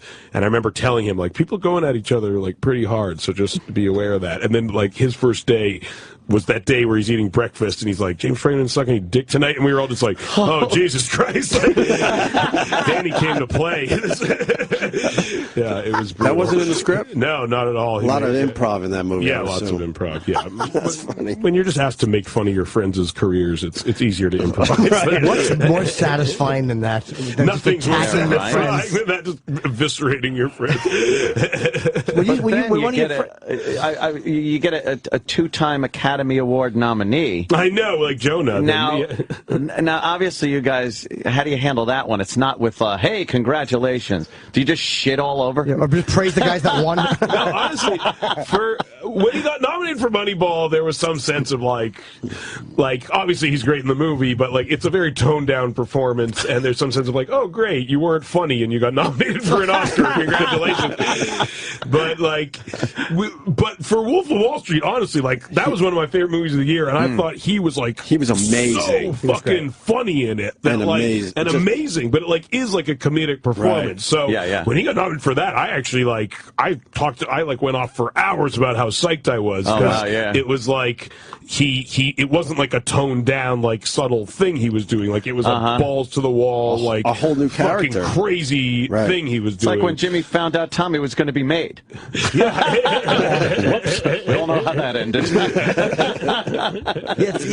That movie got a lot of fucking hate from a lot of people. Well, they praise a band like Goodfellas didn't or The Godfather did. America doesn't. I mean, that to me is the whole point of the movie. Is like it's directly reflecting reflective of what happened in real life. Like, this guy did fucking partied his nuts off, stole money from everyone, and he's totally fine in the end of the story. Like, and that's a direct product of, like, the culture we live in. And so I think that's why people didn't like it, because they don't like the American product of what happened. They don't like the truth dangled in front of their faces. They don't like to see, like, oh, I live in a country where a guy can rip people off, do drugs till his fucking dick falls off, and then be totally fine at the end of the day. Yeah. We only have a few more minutes, I heard.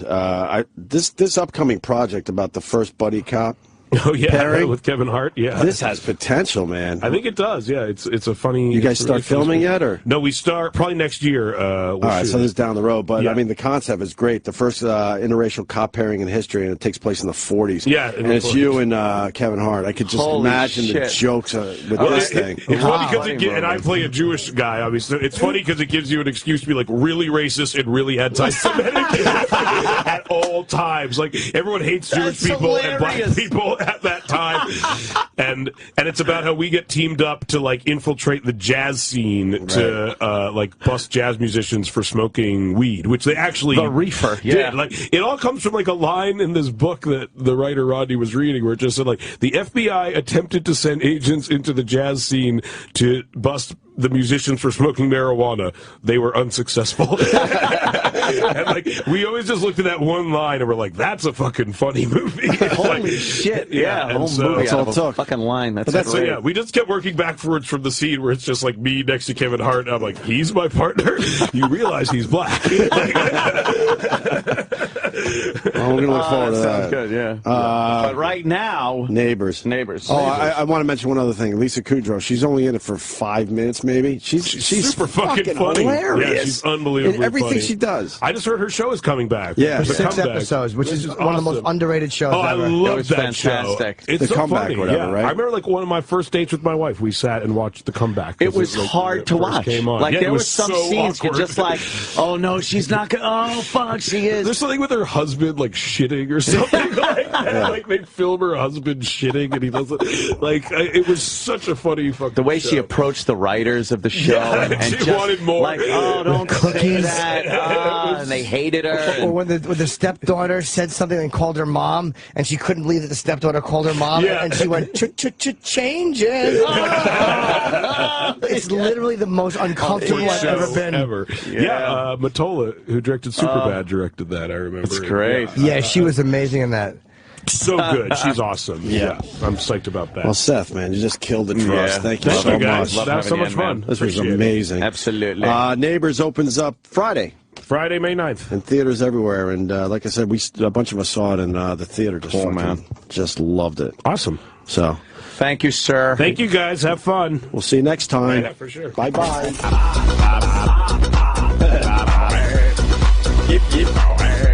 Noises.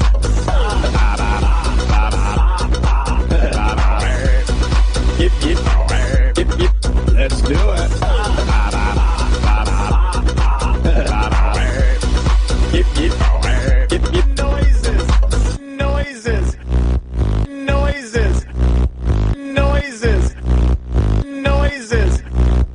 Noises. Kids are in the pool. Now back to the Opie and Anthony Show on Sirius XM. That line doesn't work. What's that? The kids are in the pool. No? Used to be the Cosby Kids, right? That old gang? Oh, my goodness. That's racist. It's racist. Right. But to just say the kids are in the pool, it doesn't make sense. I didn't hear the whole thing. Our generation, we used to say the Cosby Kids. Oh, man. I know it's very bad to say now in 2014, and I want to acknowledge that, goddammit, but back in the day, it was acceptable. As far as humor goes. As was a lot of things. Human sacrifice. At some Sure. point, that was completely acceptable. Exactly.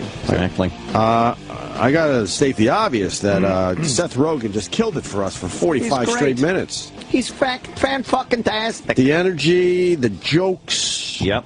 Very entertaining. And He's like a good guy. And like Jimmy said, as we were going during break, he said that he'll talk about anything too. Yeah, which is very refreshing because he's a big star. Yeah, a big star. He's just what you want a guest to be. He's really funny, and he'll talk about anything. And he doesn't panic about, hey, don't bring that up, guys. Seth Rogen does not get that picture. Yeah. It'll make him a big star. That's perfect for him. There's a man with a beard who smokes pot in it. Shows his penis. Yeah, you can spit anything. But then you get a Paris Hilton, and she's annoyed by simple questions. Fucking cunt with a K. Stand her. Seth Rogen really makes me laugh, man. Yeah, he's a good guy. Most comic actors I don't quite enjoy, but he is great. He knows how to do radio, that's for sure. He really gets it. So we got Dawny. She's got to leave soon. My sister Dawny. Oh, right. And somebody here wanted to meet my sister.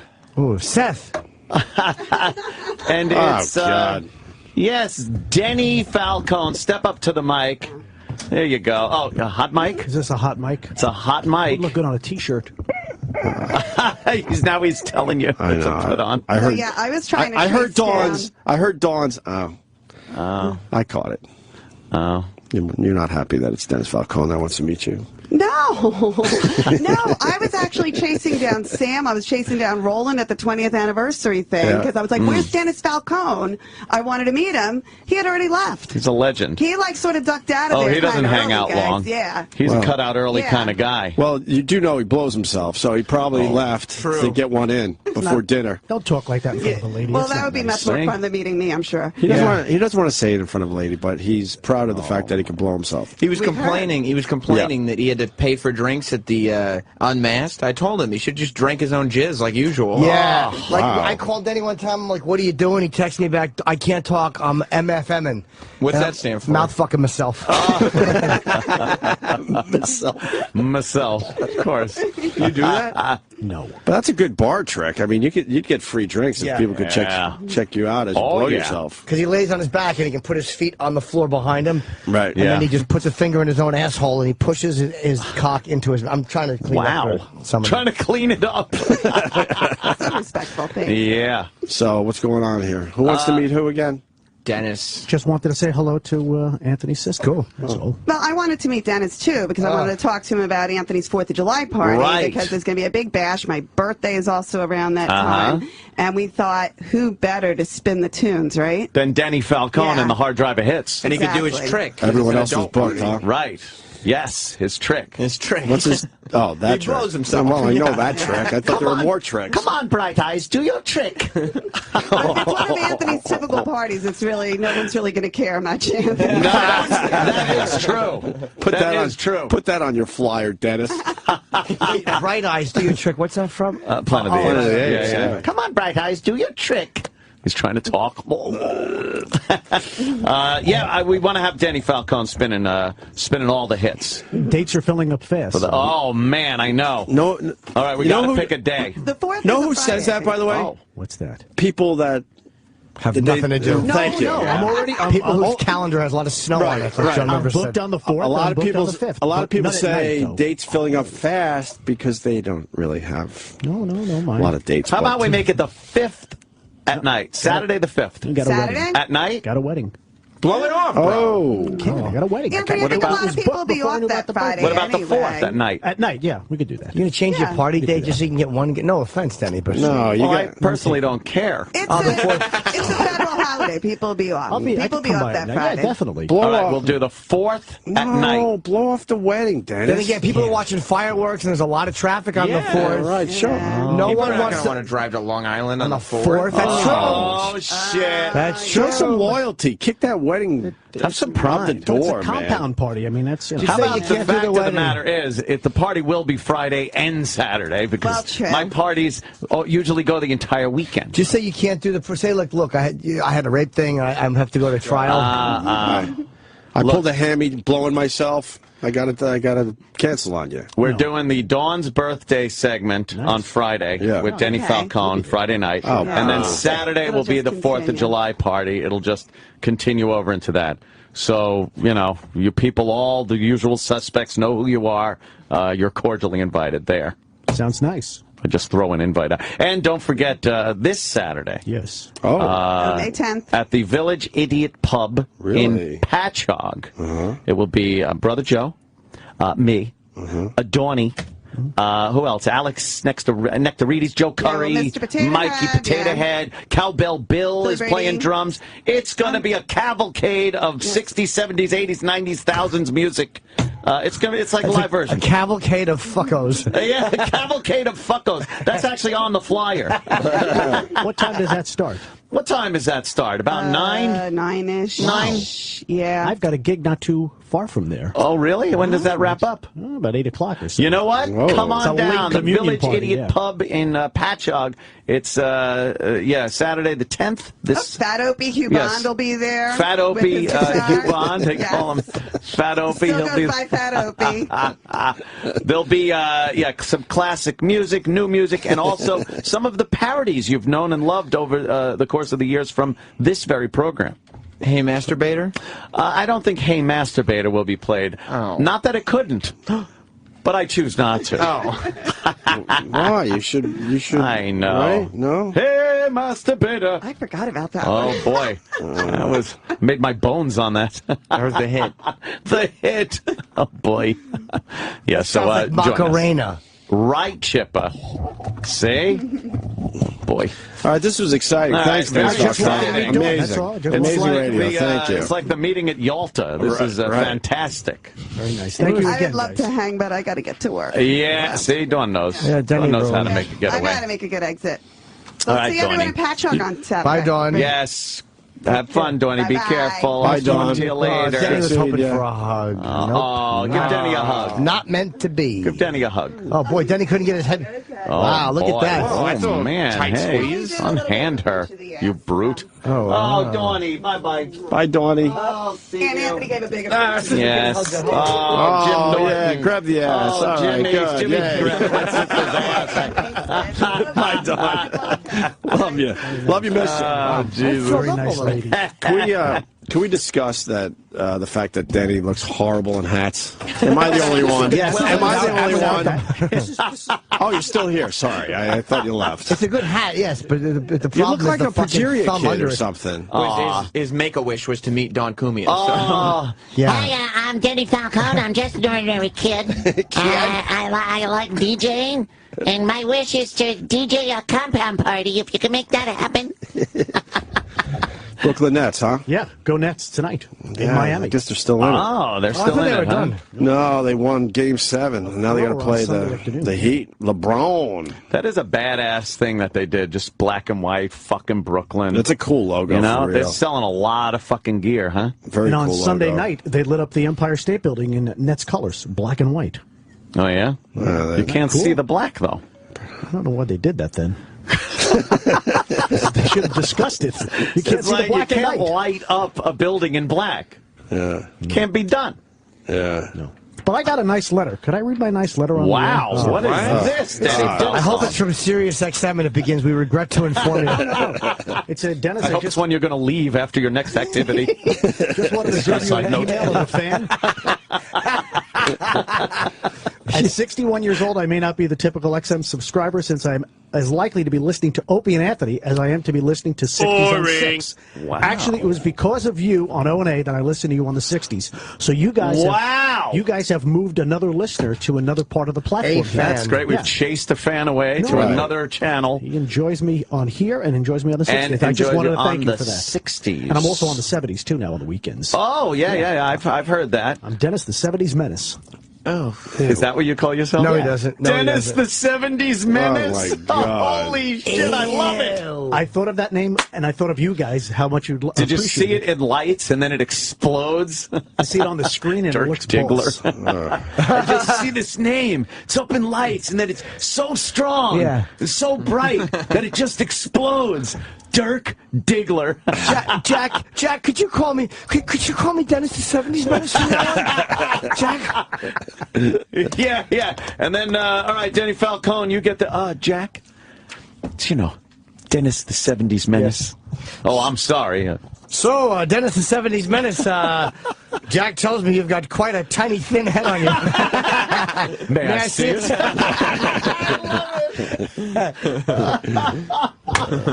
All right, there, Dennis Diggler. Thank you, Colonel. Very good. The Colonel, very good. Nice.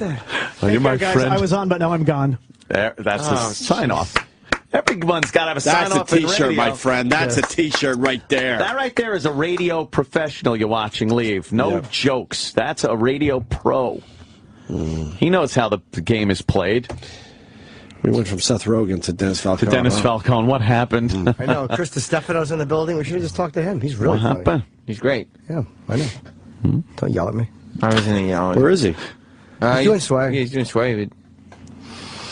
Fuck. You remember him? Oh, he was on the... He's going to get seasick if he sway. Oh, Jesus fucking call me. You stole my thunder. Oh, shit. He's the, you know, he was on in Montreal. No, I know exactly who he is. Great. Oh, yeah. Yeah, we would take him. Yeah, I'll tell him to stop by.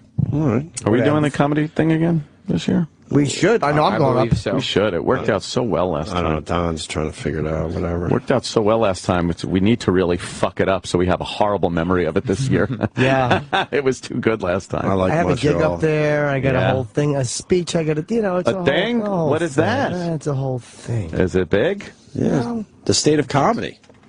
Remember Colin did it last year? Fucking State of Comedy. Where's that? By, like, Wyoming? Najoxa.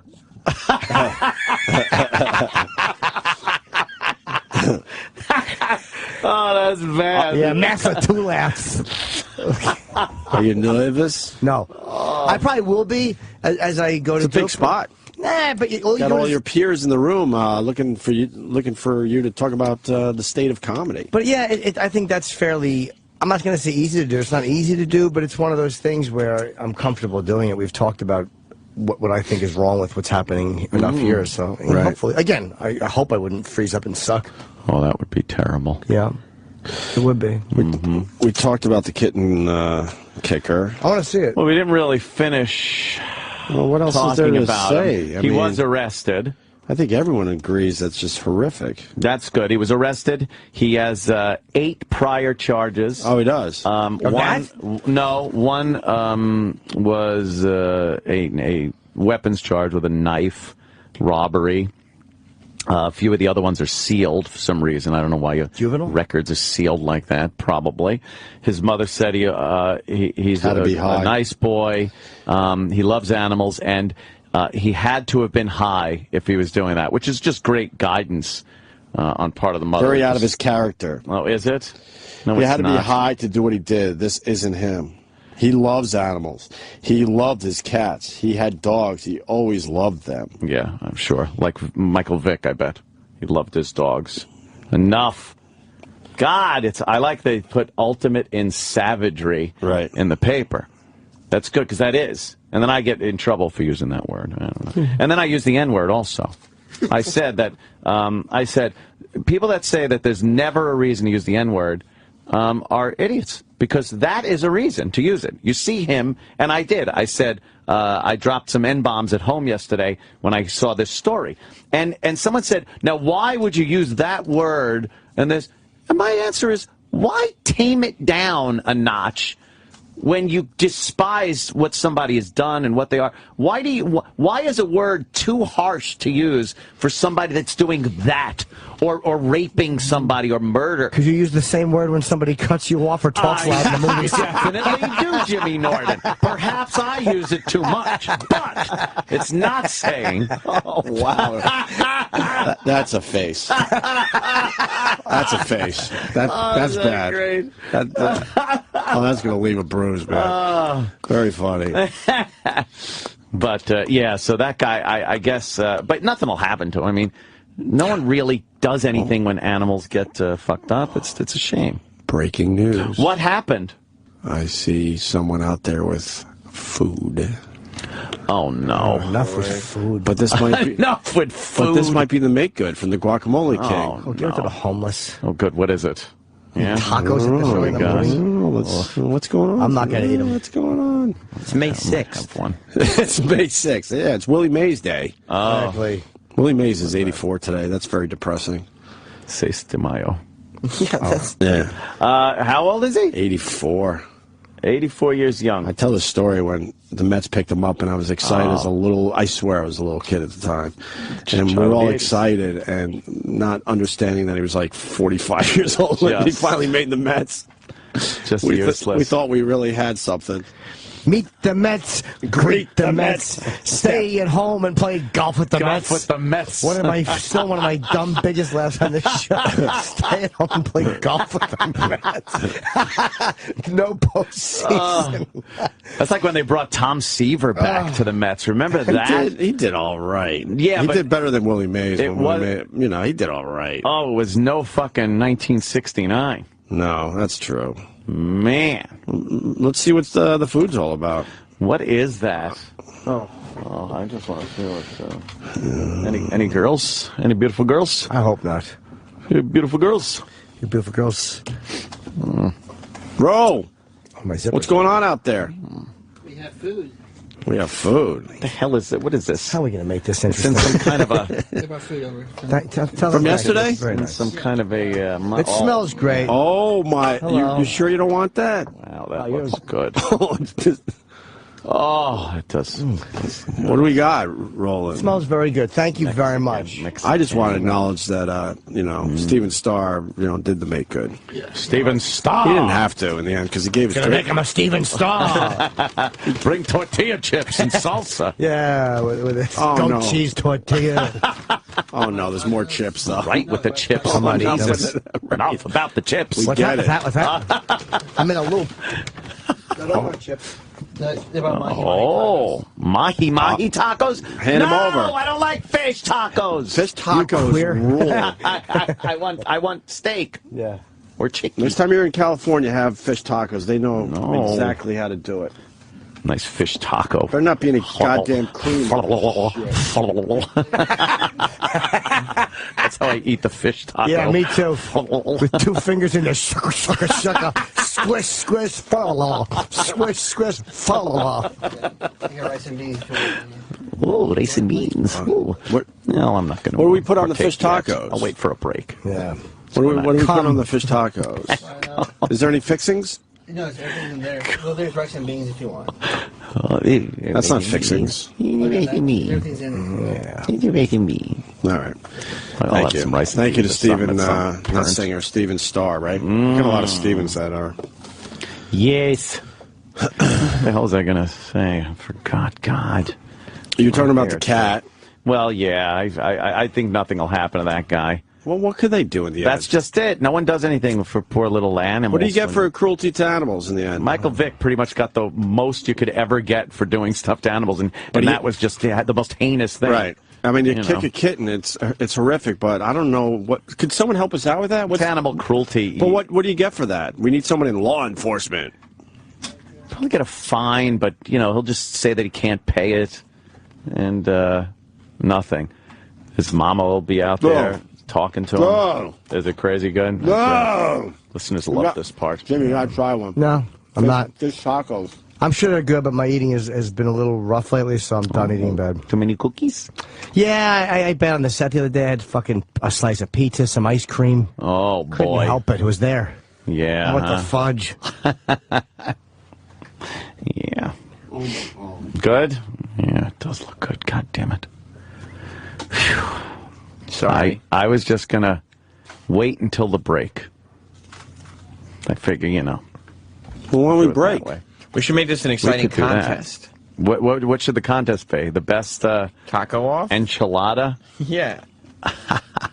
Let's take a break. All right, let's do that. A quick one. I'm in. Because they don't want to hear us eat. No. We'll be back with more Opie and Anthony. I dare you to change the channel. Please don't. Hey everybody, Christopher Russo here. Join me this Thursday for our annual show for this year's NFL Draft. Give you a good program like we always do. Plenty of analysts breaking down the first round as we try and get an idea where these future stars are headed. Manziel's decided to run. Manziel will score a touchdown. Lots of quarterbacks. Plus, we'll have our annual sit-down with NFL Commissioner Roger Goodell. That's this Thursday, Mad Dog Unleashed, live from Radio City Music Hall, 3 Eastern on Mad Dog Sports Radio, Sirius XM 86. I'm Pam McKissick, CEO CEO of Williams & Williams. In this market, if you live in one home but you take care of another, whether it's a vacation home or a home you inherited, even a vacant commercial building, you may own too much non-performing real estate. So why not let Williams & Williams bring the market and auction it for you? Sold in 30 days, you get your life back. Call us, 1-800-982-1385. That's 1-800-982-1385.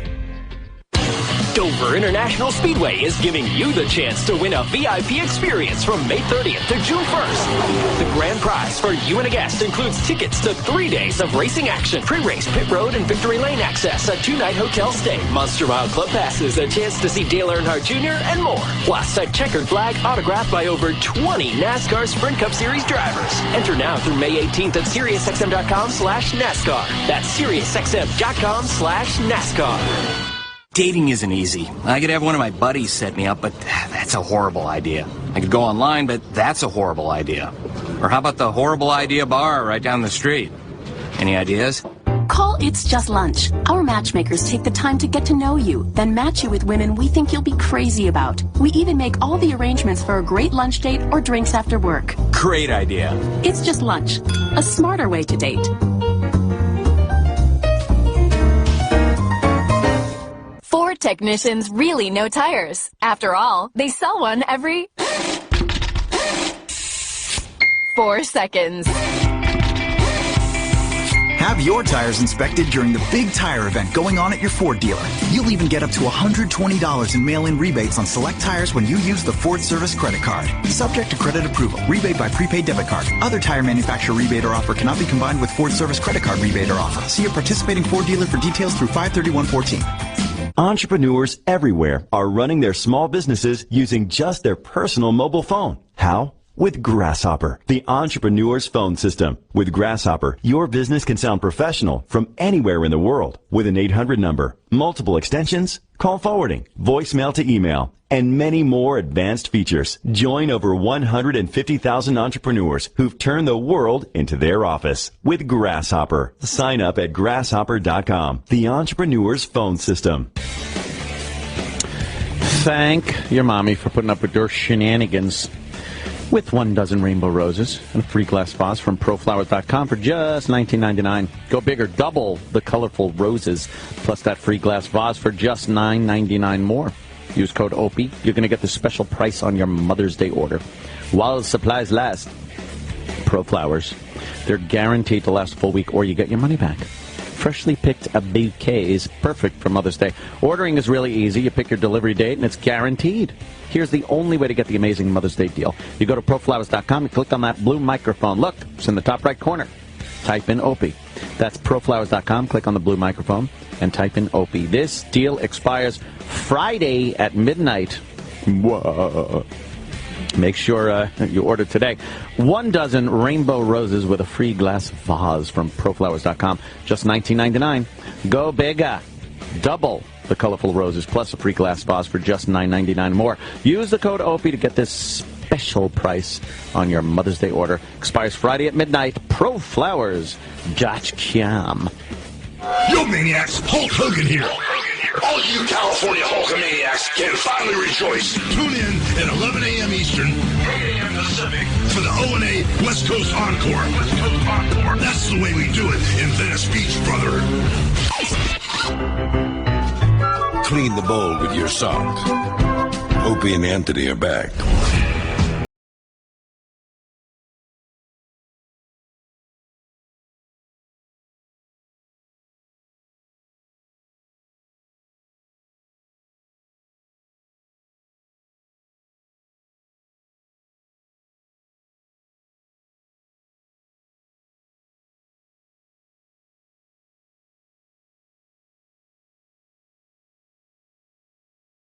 All right, that was ridiculous. That food was ridiculous.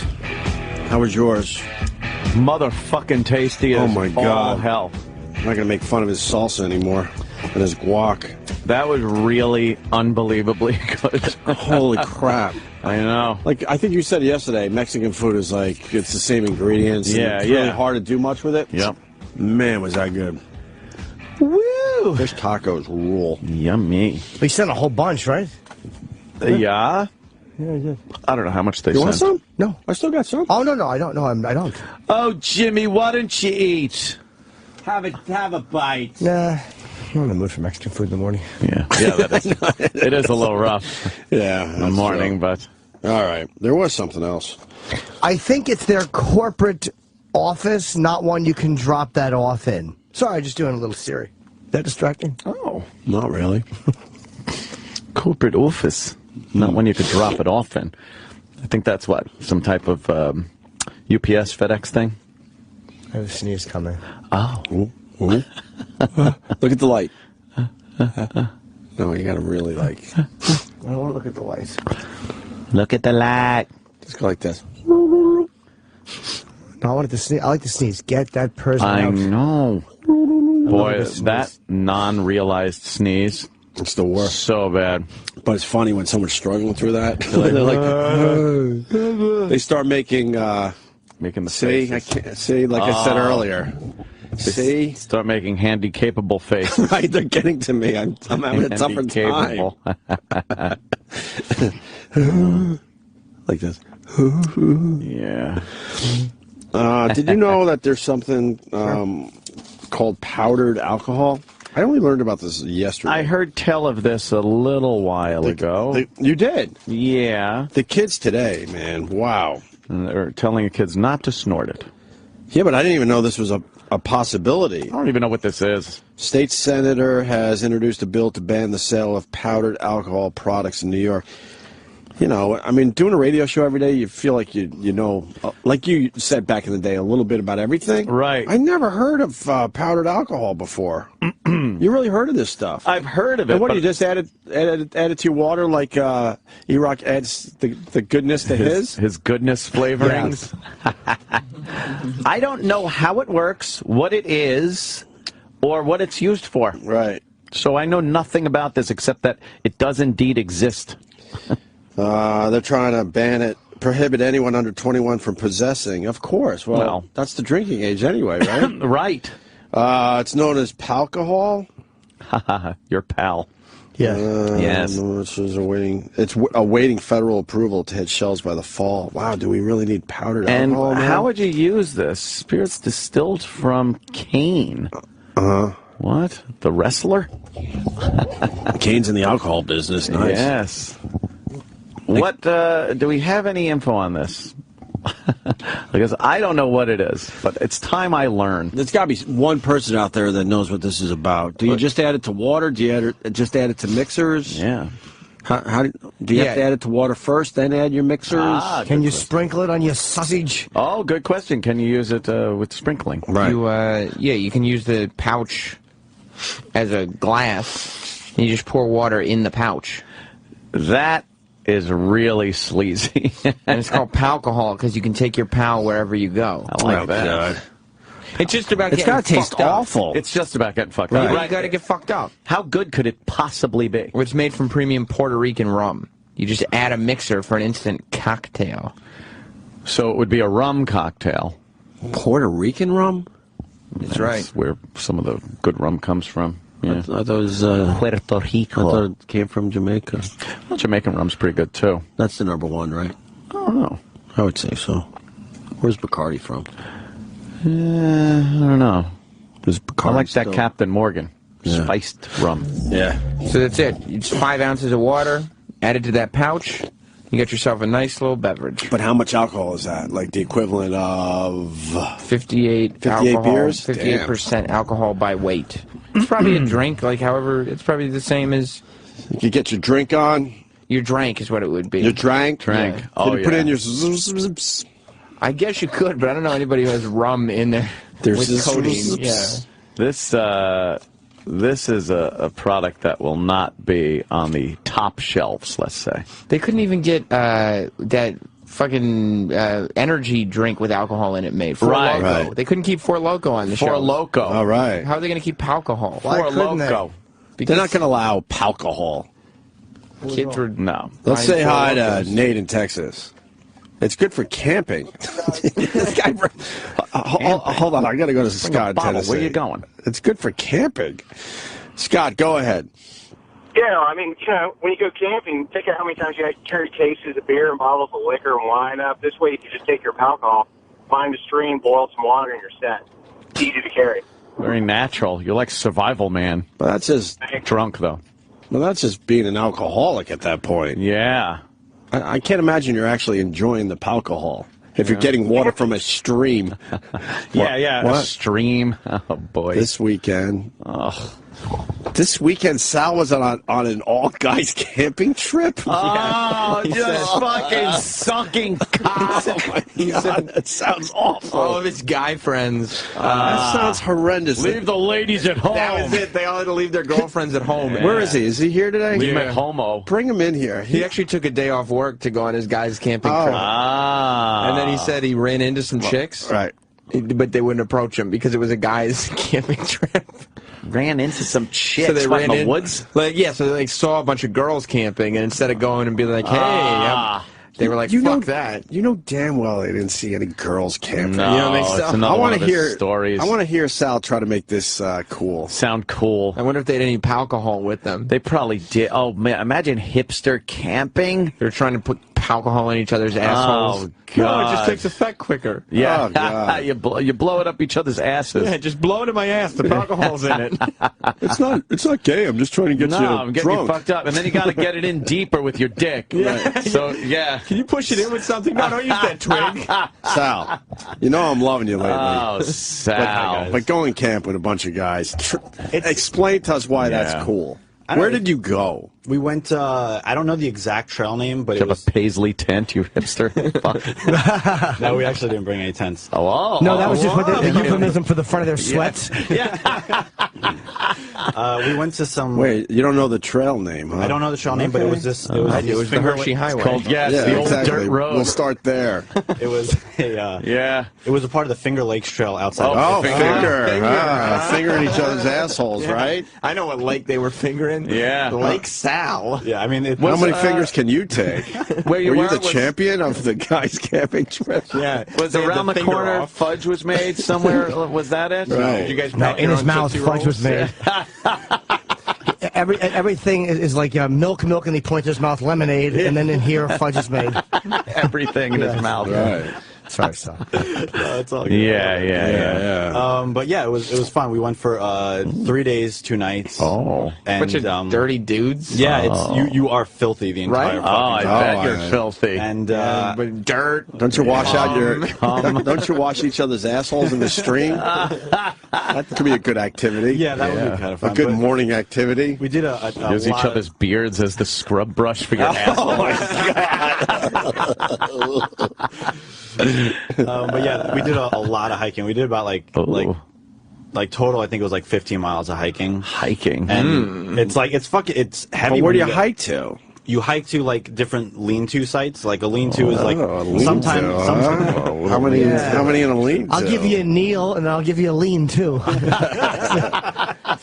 Did you wear hiking boots and those real short hiking jean heels? shorts? Yeah. All rolled up to like the upper thigh. A lean-to is kind of like it's like kind of like we know what a makeshift. lean-to is. All right, Jesus Christ. So, but we wouldn't be caught dead in there with another guy. Dude. We ought to really just get together and hug for warmth. Right. It's fucking 80 degrees out. What? We're just trying to stay We're trying warm. to survive What? here, people. Yeah, fuck. Freezing. What are you, a homophobe? It's 2 o'clock in the afternoon. They're all snuggled together. Come on, guys, let's go to bed. The sun couldn't be higher. Right. But yeah, it Why would you just hike to lean-tos? Did you hike to, like, I don't know, a waterfall or a good overlook? There's tons of that on this particular trail we went to, but the second night we got to lean-to, like Sam was saying, there was some Cornell girls there. Nice. Oh, nice. Hey. What were their names? They were all dogs. They weren't like remotely. They're like not hot like the guys you were with. they were dogs. Granola girls, like real like. Who was prettier, the guys you were with or the girls? Be honest. I wasn't with any girls. I was no, the so guys just you the were guys. with or Just those the girls. I mean, the girls, yeah, but they were like really awful. Did you say ew when you saw them? No, they were doing something for some school shit. Yuck. Yeah, those girls are But yeah, awful. the second night, it fucking internal genitals. It poured. It was like raining really, really hard, so we had to sleep in like a makeshift like tarp tent. Ooh, do tell. Yeah, exactly. A makeshift tarp. Did one of them spin in their palm and fucking rub it on your hiney? And one of our friends, he because like you hear like coyotes and shit like howling at night. They're coyotes howling. I bet that's the reason you're canoodling, right? But it's not even like that's just the sound that they make. Right. The first time their asshole. It's ow. Is that a coyote? No, it's Mark. That's the initiation, right? Oh, man camp. That's where you were? You went to man camp? Man camp? Not. Why would you do that? That's so one of my friends had to take a shit in the middle of the night. He didn't tell anybody. Whose chest? His fudge wasn't properly Exactly. packed in? No. Take a shit, that means wash his dick off. So he didn't tell anybody. He just went up, and it was pouring rain. Right. He got stuck out there for an hour and a half. He couldn't find the tent. He came back. He was completely drenched. It was bet. awful. Oh, really? Did you guys dry him off? Did he find a bear in the middle of the woods? We did find bear shit, though. Did he? Yeah. There are bear up there. Oh, I'm sure there are. A lot of bears, Yeah. a lot of cubs. Five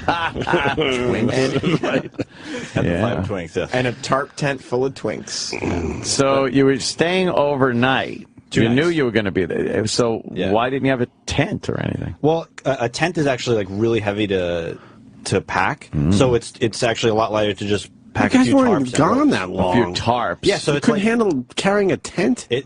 I had like 80 pounds in my bag. Oh, your bag. Yeah, 80 pounds. Full of But gyms. after the trip, it was empty. Yes. But yeah, so like that was actually a lot lighter, and it was actually kind of fun to cook outdoors, like with the little camping gear and shit like that. I made pasta, of course. One of those. Oh, you did? Yeah, it was fun. Did you guys eat it like Lady and the Tramp? No. Yes, out of each other's anuses. But it was physically like I have like marks on my hips and shit. Yeah. Yes. They're called fucking handprints. Why would you say Or that? paw prints. Oh, bear got you good, huh? Now, how would your hips get bruised Hang up? on for this wild ride. Yeah, your Look hips out. don't lie. The book bag doesn't really get strapped to your shoulders; it gets strapped to your hips more. You put all the weight on your hips to lower the center of Oh, gravity. I got Sure, it. you want to lower that center of gravity. So Yeah. you're hiking, you Get a nice target on a going. weight. Brutal. It's fucking really hard to do what we did. It was Oh, to do what? hard. Stays hard. Right. Yeah. How many dudes? it was 5, including me. 5. Were you guys able to go dudes. more than a mile without sucking each other off? Little protein. Every mile they have to stop for a suck break. All right, suck break. That's awful. Wow. It was a lot of fun, though. It was, Yeah, sounds great. it was like it was my first time camping, so it was really First virgin. It was. Did you hear any noises in the middle of the night? Oh, yeah. Were you Alarms. in the real woods, or was it some of this Oh no, it was like off the road fucking camping like crap? it was. We hiked the first day. We only hiked 2 hours in, but the second day we hiked another 6 hours in. So it's like if you hear something and you want to go home, you're gonna hike out of the woods 10 hours. Why would you hear something and want to go home? I mean, it's. I want to go home. Yeah, a bear comes up. It's like, all right, well, you gonna No go one, home, like- or what are you gonna do? No weapons? I wanted to bring mine, but they all said I couldn't. They Do you didn't want want to? Your weapons in your pants. That's true. If you hear something in the middle of the night while you're camping, the last thing you're going to attempt is to hike out. Yeah, no. Because if that noise scares you as you're in a campsite, Yeah. there's no fucking way you're going to be able to like just go on a trail at night. Yeah, no, you'll be hunker scared down. out of your fucking mind. Even like because we did the this is another word. Get ready. Bear bagging. I know what bear bagging is. Yeah. Oh, God. I know. You have to take all The your condom food. off. Yes. Yeah, throw caution to the wind. Fill out a life insurance policy and then come to your heart's delight.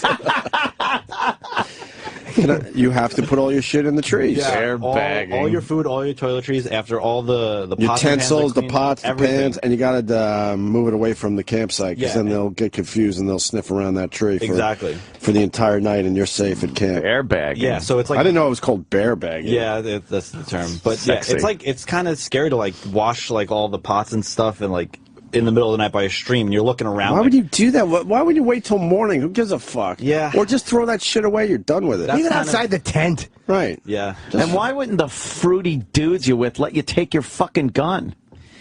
I don't know. And why didn't you tell them to go fuck themselves and take your fucking gun? I know. I think it's illegal to bring it on certain trails that are state-owned. No, who's looking. I know, that's true. No, Right. it's illegal. Yeah, just think of a lawyer as the bear is fucking ripping your face off. Shall not be infringed. I love it. You can't even really kill a bear with like one shot. You got. Yeah, but you can make him want to go to the other guy. Yeah, you got. What do you got? 12 gauge, right? Yeah, 12 gauge. Yeah, you'll fucking tear him up. We're fucking up everyone's world. This guy Beano Paulus or something like that. He writes, "I have a hiking trip planned with my buddy in Colorado. I will now be canceling." A little bear bagging. It was fun. Like honestly, I had a really good time. Of course you did. How long were you there for? I was there 3 days, 2 nights. 3 days, Sounds 2 nights. terrible. And where exactly was this? This was outside of Ithaca. Ithaca, yeah. So there were like there was people from Ithaca College and Cornell kids camping there as well. Oh boy! And so we only saw a few people here And and ugly there. girls. Yeah, Ugly, like, yucky girls, they're right? all yucky. With their stinky vaginas and Right, boobies. Right. Exploring Right. the woods and exploring yourselves. Right. No, a lot of yeah. exploring going on that weekend, I Did you bet. have a different perspective on things when you came back? Yeah, it was, You did, right? It was. You learned a lot. Like everything you got to do if you're camping is a chore. Like, Were you all? Were you Well, not were you everything. curious in the woods there? a little bi-curious? No. No, I'm just saying. You know, Right. curious as to what's Relax. going on. We're in just the woods. asking questions. Sal. Right, Relax. right. Yeah. That's all. Are you curious or not? Yeah. Like, what do you mean by curious? Like sexually? Did you feel good What? when you came out? No, nothing changed like that. No, I mean out of the woods when Right. you're finally I back in understand what that's civilization. Oh, that you're crazy. Yeah. Get your mind out of the rectum. Oh boy. No, everything's the same. Your parents must have been psyched that you finally came out. They're probably waiting for a while. Yeah. No. Just the rustling, the eager rustling of like little tent flaps opening as boys scurry discreetly from tent to tent, making liaisons. You think there's a bunch of scurrying? Yeah, I think there was. It's like when you fucking turn around behind you and you see rats scurrying. Yes. Just everyone's pretending we don't know as you hear like the of the material and of sleeping bags being shared and bodies being explored. Every tent just smells like ass. Yeah, nipples being sucked. Backs being bitten, hands being held. I did sleep naked one night. What? Why did you offer that? What? Did you? I was in a sleeping. I was in a sleeping bag though. With so like who? no, just by myself. Oh. Who was in the tent with you? Yeah. There was 4 other guys. What the fuck, dude? Yeah. Dude. What the fuck? Yeah, were you hoping that one, the special friend with the cock like a can of baked beans would come over? Here's a thick baked beans cock. Holy shit. You slept naked in a tent with other guys? Right. Even in your own sleeping bag. There's no reason to be nude. Were they naked too? No. They. How do you know? I had a. Not much gay buffers involved. No. Your nudity and just deal with it. Like, what are you gonna do? and a sleeping bag. That's it. Yeah. The sleeping bag I had is like good for like minus 55, and I was like sweating. What is that, age? But yeah, so I got that's where you draw the line. Yeah. Minus 55 and above. What Icky the to you, fuck, right? though? Why didn't you just put on some drawers or something? I did, but then I was like sweating with those on. And if you sweat, you're fucked. Like, So how'd you get changed in the morning without everyone seeing your I just nude I body? just had my clothes, and you just put the clothes underneath the sleeping bag. You slip them on really quick, and you're good. Like underwear are going to make that big a difference on how hot you are in the fucking I sleep had bag? the like long johns on. Oh, well, there you go. No, you didn't. You said you were nude. Well, those are the underwear that I No, put you had on. to take them off. Oh, I see. Yeah. You didn't just open the hatch in the back and stick your butt out the top of the sleeping bag? Yeah. free lunch. A question coming in from the Stangles. Oh, okay. Nice. Justin Stangle wants to know, were they really in the woods, or was it like the trees behind a Target? A rest stop. Yeah, just off the parking lot at the rest stop. Yeah. No, it was very deep into the woods. Yeah. Oh, very deep. How deep? Yeah. Very deep and right? penetrating. He was behind a Roy Rogers rest area. He got his ass eaten over a fucking bench with families always picnic. Holy bunch shit. of turgid, curious, finally free men. Did anybody have a cowboy hat like that? No, anyone? Cowboy hat. I don't think a lot of people could do it. I really don't think. Oh, yeah, I bet. It's a special kind of man. I would have a lot of trouble. I don't know if a lot of people could handle that being so out of your element. Like, I didn't want to go camping for years. And then, do you know how many people are going to call you a fucking pussy because they could people go camping in so much more like desolate circumstances and with so much less than you had. I know, but it was my first time, so I But wanted you're to, only an hour away from a highway at all times. A lot of people can do it. No, a lot of people can do a lot more than that. Oh yeah, for sure. Like absolutely, it was my first time into it. Did you look at the stars at night? No, it was overcast every night. Oh, that's too bad. Lean over. Penny for your thoughts. Ooh, that's a shooting star. You know what that means? Make a wish. Ooh, it's coming true.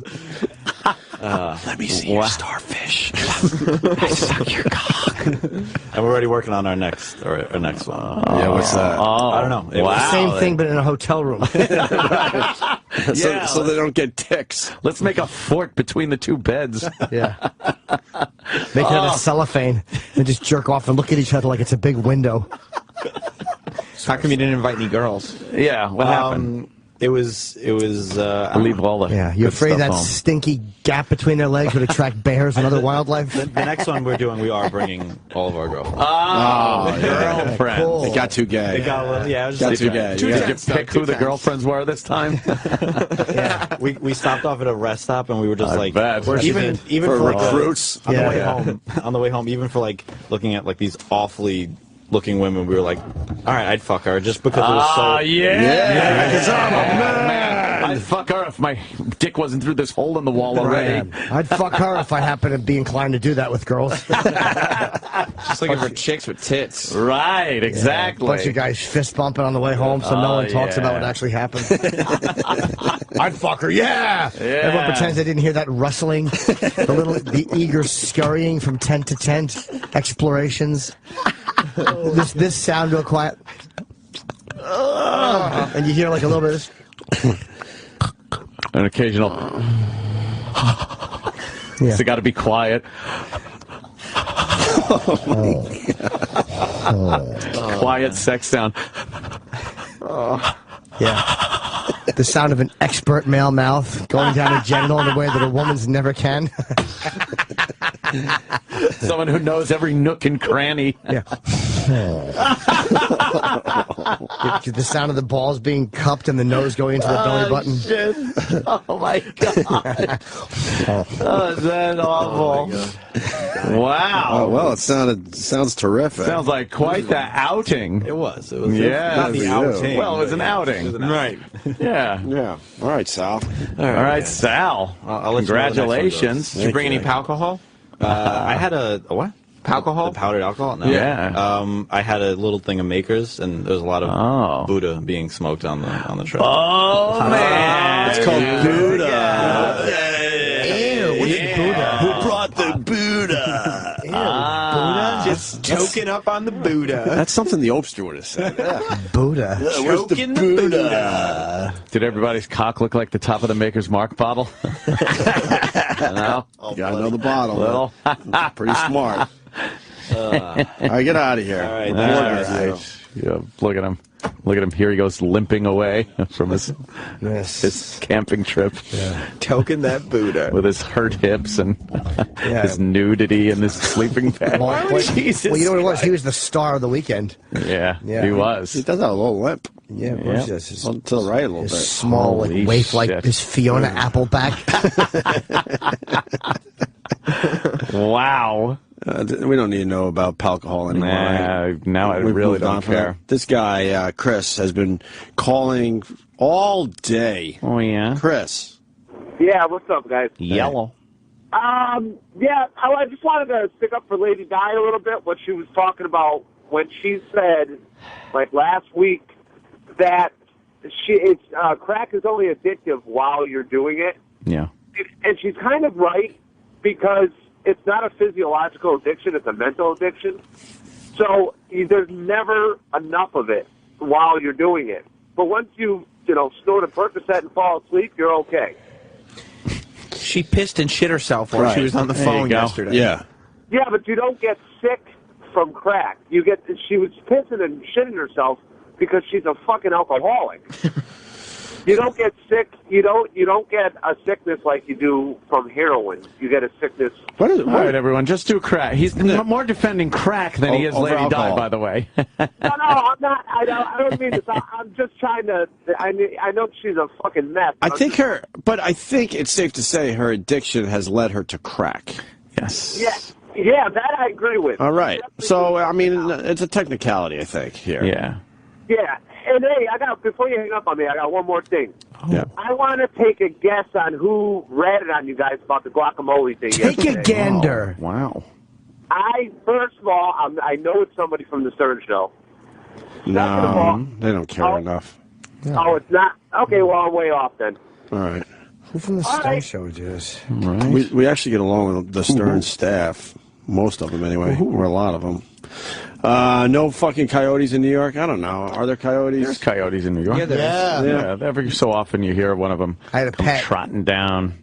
When do you running hear down coyotes? the West Side Highway and shit like that. Oh, right. We do get one Yeah, from, they get it every from so up, often. up north. Yeah, up north, yo. Yeah, we get them, I guess. Mm-hmm. Coyotes seem to be pretty fucking scary. What's the one animal you're scared of if you go for a hike? If you go for a hike, there's two that would really be bad, but I don't know which one's worse than the other. I go mountain lion. I think mountain lion over is a bear. Crazy, but a bear, man, I don't know. Mountain lions, I think, out of fucking nowhere, you're done. Right.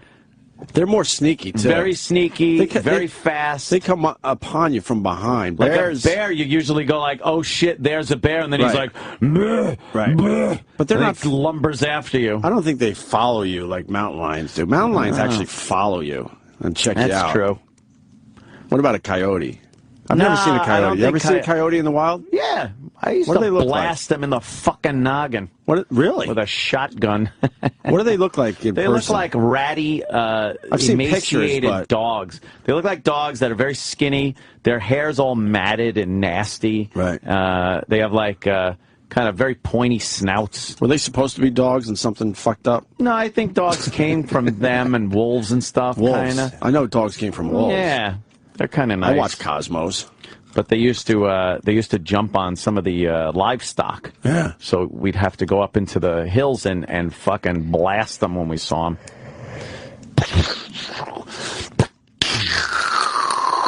That echo. I like shooting guns in big open spaces. Then you just watch that red mist through your scope. Wow. Yeah, got him, motherfucker. That's a good shot. Yeah, it was fun. Let's say hi to Brad in Los Angeles. Brad. Thank you. Thanks for the call. Los Angeles. They shot at my pet coyote. You had a pet coyote, Chippa? Yeah. Damn. What about, you didn't have a wolf like Lone Wolf McQuade? I had a wolf. You ever see that movie? Lone Wolf McQuade? No. It was, what's his name? Steve McQueen? No. Chuck Norris. Chuck Norris, and he had a wolf. And it was his pal. And they killed, like, his partner, his wife. They killed all these people. And he's like, just kind of going through life. Then they killed his fucking wolf. And that's when he decided he needed to get rid of it. Oh, that made him snap. Yes. Jesus. Lone Wolf McQuade. We got a pissed off guy about coyotes. Patrick, go ahead. Better to be pissed off than, all right. Morning, guys. Hey. Patty. Hey, I called a minute ago. I was the guy that was said about the coyotes, and I fucking called back because you said, yeah, there's coyotes in New York. First of all, you guys got to stop camping out on the fucking Great Lawn. Finger Lakes. Sammy went to the big fucking woods of the Finger Lakes. Give me a break. Coyotes are only on the coyotes are only west of the Mississippi. Oh yeah. Yeah. That's been disproven. That's been disproven. Google, what do we have? Google koi dogs. What? Koi dogs. You have koi dogs. It's different. Koi, like Jimmy gets sometimes. Yes. You go, come here, boy. They go, tee. The hell's Chipper, why weren't you on this fucking camp out? Oh, 0 for 3. What'd he say? They call them coyotes here. I don't know. Wait, I see the koi dog. That looks different than a coyote. Rush wolves. That's right. Put coyote New York, or New York, and let's see what comes up. Nope. Am I still on? Wow, this guy's you're still relax for a second. Well, I'm just wondering why the eastern coyote. What's sir? Camp out. Is called the Canis latrans, and it is the eastern coyote. Looks similar to a German Shepherd dog, yet are half the weight. Coyotes are bloody, bloody, blah. It's a coyote. It doesn't look like a coyote, so he might be right. It's a coyote, though. It's an eastern coyote. He seems like an asshole, but I think he might be right on this one. Yeah, they're not mutually exclusive. Wile-E coyote, Right. super genius. Yeah, that doesn't look like a coyote, so you might be right. No, it looks adorable. It's an eastern coyote. Eastern coyote. What about a traditional coyote in New York? That's not happening, huh? I mean, it's in the east. The coyote. Right. I got him in my fucking backyard here in Moab, Utah, so trust me. Moab. I had to land in Moab once. That fucking airport's a joke, huh? No shit, motherfucker. I was supposed to go into Grand Junction, and it was frozen over. So I landed in Moab. That was like a carrier deck. Really? Crazy. It is.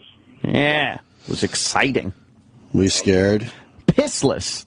And then had to rent a car and drive from Moab. It's pretty cool, though. I like that national fucking park out there, the Arches. No? Arches and Canyonlands. You ever see that? It's got that big fucking boulder up on that thing that looks like a golf tee. Those Arch Stantons? Yeah, Arch Stantons. Balance Rock is what you're talking about. Yes, I am. Balance Rock. That's it's pretty fucking cold thinking that's been there for when you quite play some guitar time. doing yoga.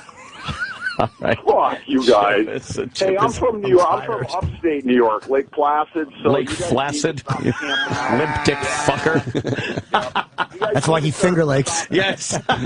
You guys need to stop camping out on the fucking Great Lawn, okay? We used that one. We didn't like using it. that one over and over again. I didn't hear what he said. That's a great lawn. We should stop what? Camping where? You're not allowed to be in Central Park when the sun goes down. I have camped in the Mojave Desert, my friend. Whoa. Way the fuck out from any road. Whoa. With guns. Not like that pussy Sal. His friends tell him not to bring his gun. Bring your cock and balls. What? That's all they needed. Right. Yeah. All right. Thank you, sir. We've did great by you. Thanks. Yeah, and I did get lost in the woods when I went hiking in recently. upstate New York. Well, not recently. No, that was a while ago now. That's a while ago now, It was during our liaison. Paul in Denver. Paul in Denver, what's up? Sure. Hey, boys. Hey. And my son-in-law is legally blind, and him and his brother take a week, and they go up into the fucking Rockies as far as they can with very little food. They hunt, they fish, and do some fucking hardcore fucking camping, man. I don't know what this pussy Sal's talking about. Legally blind and they're doing all that? Yeah, Tell him. I'm serious, man. He's hardcore. He's on a dirt pile with the air conditioner on. What does legally blind mean? Like, what can you actually say? I don't know. Legally blind is a very weird, vague term. Right. Because legally blind, you can still see shit. And then there's legally blind where you're totally blind. Right. Yeah, legally blind means that you're just basically an inconvenience. Like, your eyes kind of suck, but you can kind of see. You don't get a dog, but like, all right, I'll help you cry. Right. What is that? Is that my milk? No, it's a building. Big, thick glasses. He actually does IT, but he's got to like really get right up into the computer screen. Oh, I love that. Oh, we know. We might know one of those. Where they look at their watch and it's like, whoa, the nose, bridge of the nose right against the watch. Sam, we might know one of those, right? Yep. Oh. Who's that? No. Oh. Yeah. Thanks, boys. Punching out. All right. He's a good guy. Yeah. Do I know him? Yes, you do. Let's move on. You know? Let's just move on. Ow, I'm hurting myself. Oh, God. That fucking dunderhead. Hey, is that guy doing coke off the table? No, he's reading the paper. Oh. Your fucking face off. They get glasses already. Googly-eyed idiot. Hey, fucking Simpsons character eyes. Get glasses. Holy shit. Would glasses help, you think? I hope so. They might, Robert. Two fucking glass topoggans on his face. I said topoggans. Topoggans. I was on such a nice roll It's all there. right. Let's go to Sweden. Oh. Whoa. Yes. This is nice. We can't even get to Montreal. Right? Mathy, it looks like. I love your meatballs. Swedish meatballs. That's good. Nice. I love your cocoa. They're so tasty. Exactly. That's all we know. That's what's said. Your about tiny, us. shitty, sweet meatballs. Your gummy bear fish. I hate Swedish meatballs. What's the capital?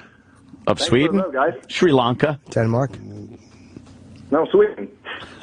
I don't know. Hey, what's your name, Mathy? Matthew, yeah. All right. Oh, that's Mathy? that's Matthew.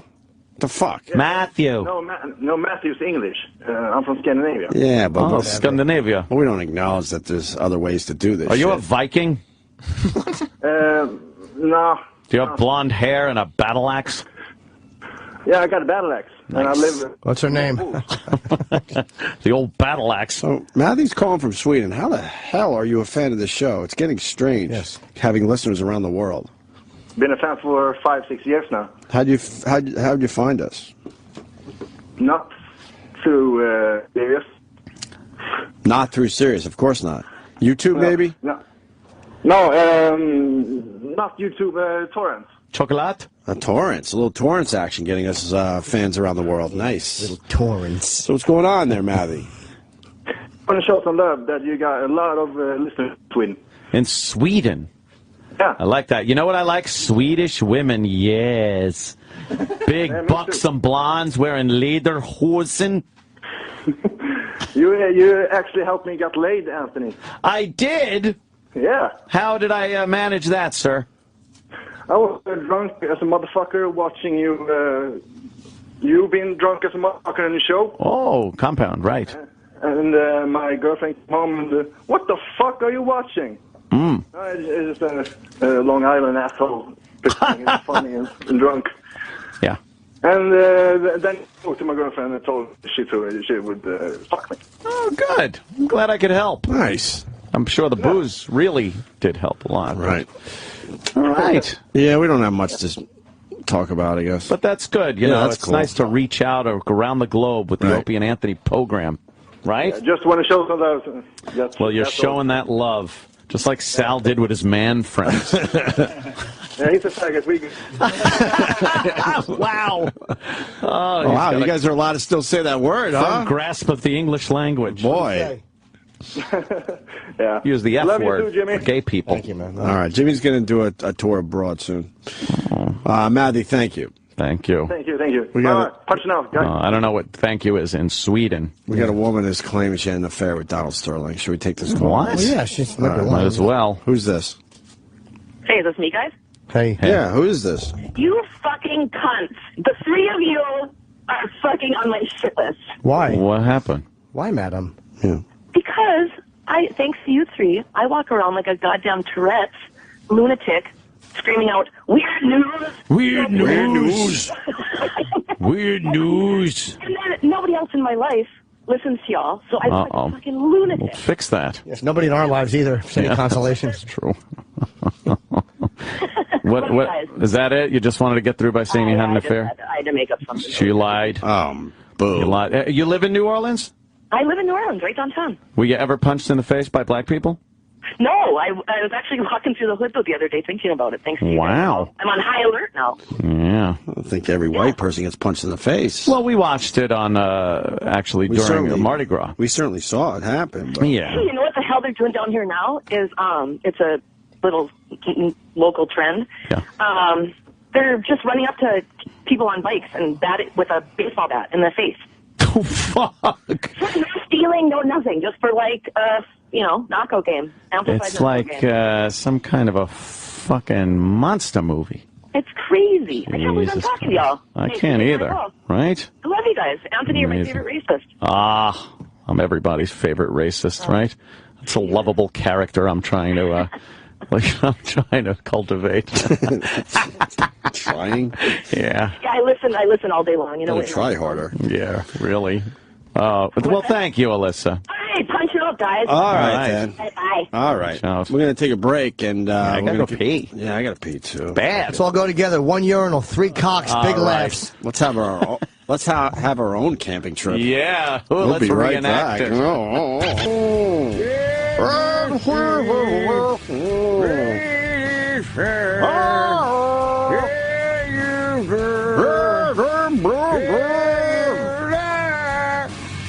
I want to run to your word, you got there. Where the reason find you. We're rubbing down, so alive now. I got a bit. Something like that. I don't know if we really feel like doing it, but Pearl Jam. Yeah. Eddie Vedder. Uh-huh. Sings the songs from Frozen. Ah, there you go. That whole let it go, let it go, let it go. There you go. We did it. All right. Hey, Trav. Trav dog. Did you watch your boyfriend last night? No, I totally forgot about it. Ah! Of course not. Did you? What happened? Was it good? 24. Yeah, it was great. How is he still alive, right? Didn't he die in the... No.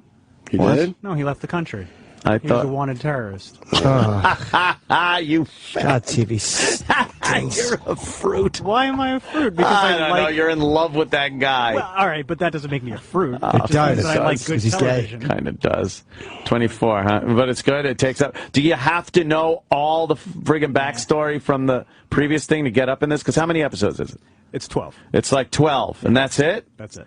So I could watch this without having to friggin' go back? Yes. And Bill Devane, the silver guy, is the president? Yes. I'm Oh, wow. so psyched about that. That's His cool. father told him to buy land, and he did. And he did very well for himself. He did. That's what he tells me. That's a commercial. So he tells me that while he's flying his planes, riding his motorcycles, his horses. You know the guys that did really well doing that? Yeah. Aren't making commercials. Probably not, right? Why is Bill Devane hawking silver? They're on a really nice yacht somewhere in the Mediterranean. I guess they're those not making commercials. Bad about News it. Bears 2 royalty checks are drying up. Right. Well, I'm glad you had fun because that's all I could think of is how much you love that man. Yeah, it was great. I do love that man. How were the ratings? They do all right? I don't know. It was I bet it did pretty There good. was a buzz. There was a buzz I bet yesterday it did about pretty good. Yeah, there was. How long's it been off? A little buzz. Wow, a long time. Has it 5 been? years? Really? Yeah, more than 5 years. Wow. No. Yeah, I was watching that in college. Holy I remember shit. videotaping it in college. Ugh. I've never seen it. Wait, the last season was over 5 years ago? Yeah, definitely. Holy crap. You couldn't watch it live because you were sucking cack? No, okay. The final right. episode was in 2010, so it's been 4 years. Oh, 4 years. All right, Well, close that's not enough. that bad. We'll When get was out. Lost? When was the last episode of Lost? 2011. Yeah, that was just a couple of years ago. No, it's going to be more than No, that. I would say at least It 3. debuted 10 years ago. Oh, the final episode was 4 years ago. We were talking about 24 and Lost ended at the same time, and was I had to immensely talk you depressed. down Yeah. off a bridge, I remember. That's right. You were going to kill yourself. Yeah. Lost really blew it. That final. I like the last episode, but the final season was heinous. The final season was so bad, just a Terrible filler. costumes. It was filler. You didn't like the costumes. Oh my god! I was like a child's Planet of the Apes set.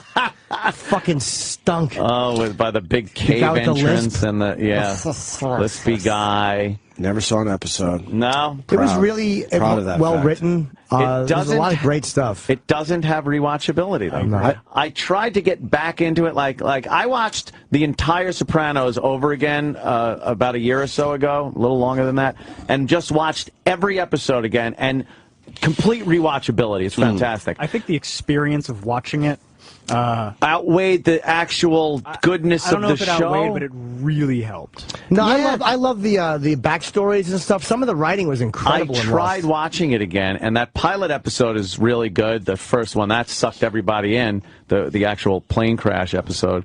And then after that, I was just like, ugh, I can't be It's bothered. also a show that you kind of have to watch in order. Yeah, You know, yeah, so yeah. I you can't just pop on a Lost. And just, Yeah, that's why it didn't do well. When they were syndicating it, they were putting it on one of the channels for something, and it's like, how do you just pop in on season 2, episode 8? Yeah, you're not. It didn't you're not do well gonna in know anything. syndication? No, they No, I think it was on pulled like sci-fi or something. Yeah, for like a and they year or just so. pulled it. You need to see all of them. You need to see 'em Sopranos, in you order. just did it. Yeah, Sopranos were You pretty really didn't have to see self-contained. all of them. There was the main storylines, Sure. but then there was just kind of fun to watch those guys fucking around. Bunch of mafia men. Yeah, mafia guys. The mafia. Bunch of mafia men. You want to feel really old? I saw in a magazine yesterday, Jurassic Park. Oh, yeah. How many years are we up to, you think? It's got to be 20. 21. Because I remember that. 93. Movie's a dinosaur. I saw that right before I started doing the Opie Nighttime Attitude. Oh. I do remember that. 21 years ago. And the last one was made, I think, went 93, 97. I think the last one was 2001, right? Okay. That's the last one? They're making another one, too. So the last one's already 13 years old. They made a cool, they made it 3D, and I saw that like a year and a half ago on a date, but it was not great in 3D. What did he think? He didn't care for it. Whoa, wait a minute, Hey, dude. now. What are you saying? I'm saying You answered, were the though. man. You Why answered, I would though. never go on a date with a man. Oh, if he I'm had to have sorry. breasts and came over, well, so be it. I'm a good host. Okay. It's just not. They couldn't really put that together They didn't, in 3D? it was not meant to be 3D. Yeah, The yeah. new one. What's the new one? Are they remaking, or is it just a new one? No, it's a new one. Is Jeff Goldblum in it? Did anyone go back and watch the original Jurassic Park? And Yeah. does the technology come close to holding not up or that not bad. When really? you realize it's 21 years old, you're fucking stunned at how great the Really? CGI is. The giant, like, brachiosaurs outside, Right. their textures aren't very good in the shadowing, so it kind of looks flat. Right. But that fucking T-Rex is an amazing achievement of any film. Yeah. And our brains are amazing. stupid because back then in '93 our brains didn't know any better, so we thought it was the most amazing thing we've ever seen in our lives. Well, I went the next day and saw it again. I saw it. Really? Yeah, and then I was just like, I got to see that fucking movie again. I remember that being like an event. Like you Yes. were waiting outside the theater and you were hearing fantastic. other people screaming in the other theater. Yeah. It's like, why am I watching this shit? Yeah. I could be in that theater watching good movie. It just got so weird though when the new one they have the fucking dinosaurs are going to be driving. I just had nothing. I don't really think that happened. I know. I wish that joke didn't. Oh, yeah. It wasn't even a joke. It was just words masquerading as a joke. A dinosaur. That was just a good movie. Like the whole thing. Newman. Oh, yeah, fucking Newman. All right. All right. Wouldn't it be great if the whole new one now is just great CGI of pterodactyls shitting on people's cars? But fantastic CGI. Newman's scene when he's having lunch with that guy to discuss the deal about stealing the embryos and stuff, when he looks down at the check, like, you pay this, it's such a great Newman moment. Don't get cheap on me. What a great fucking dopey character. And fucking, who else was in that? Samuel Jackson. Samuel Jackson, that's right. right. Samuel Jackson. Motherfucker. Right. Smoking a cigarette down at the filter. Yeah, that was a good movie. It was good. It holds up. It does hold up. Anyway. I give it 4 stars. Going out on a limb. Friends ended 10 years ago today. Oh. That was a quick 10. Let's watch Friends and then we'll watch General Hospital and Days of Our Lives, and then you can drive Jennifer home. Would you like that? No. It's the only reason I'm bringing it up.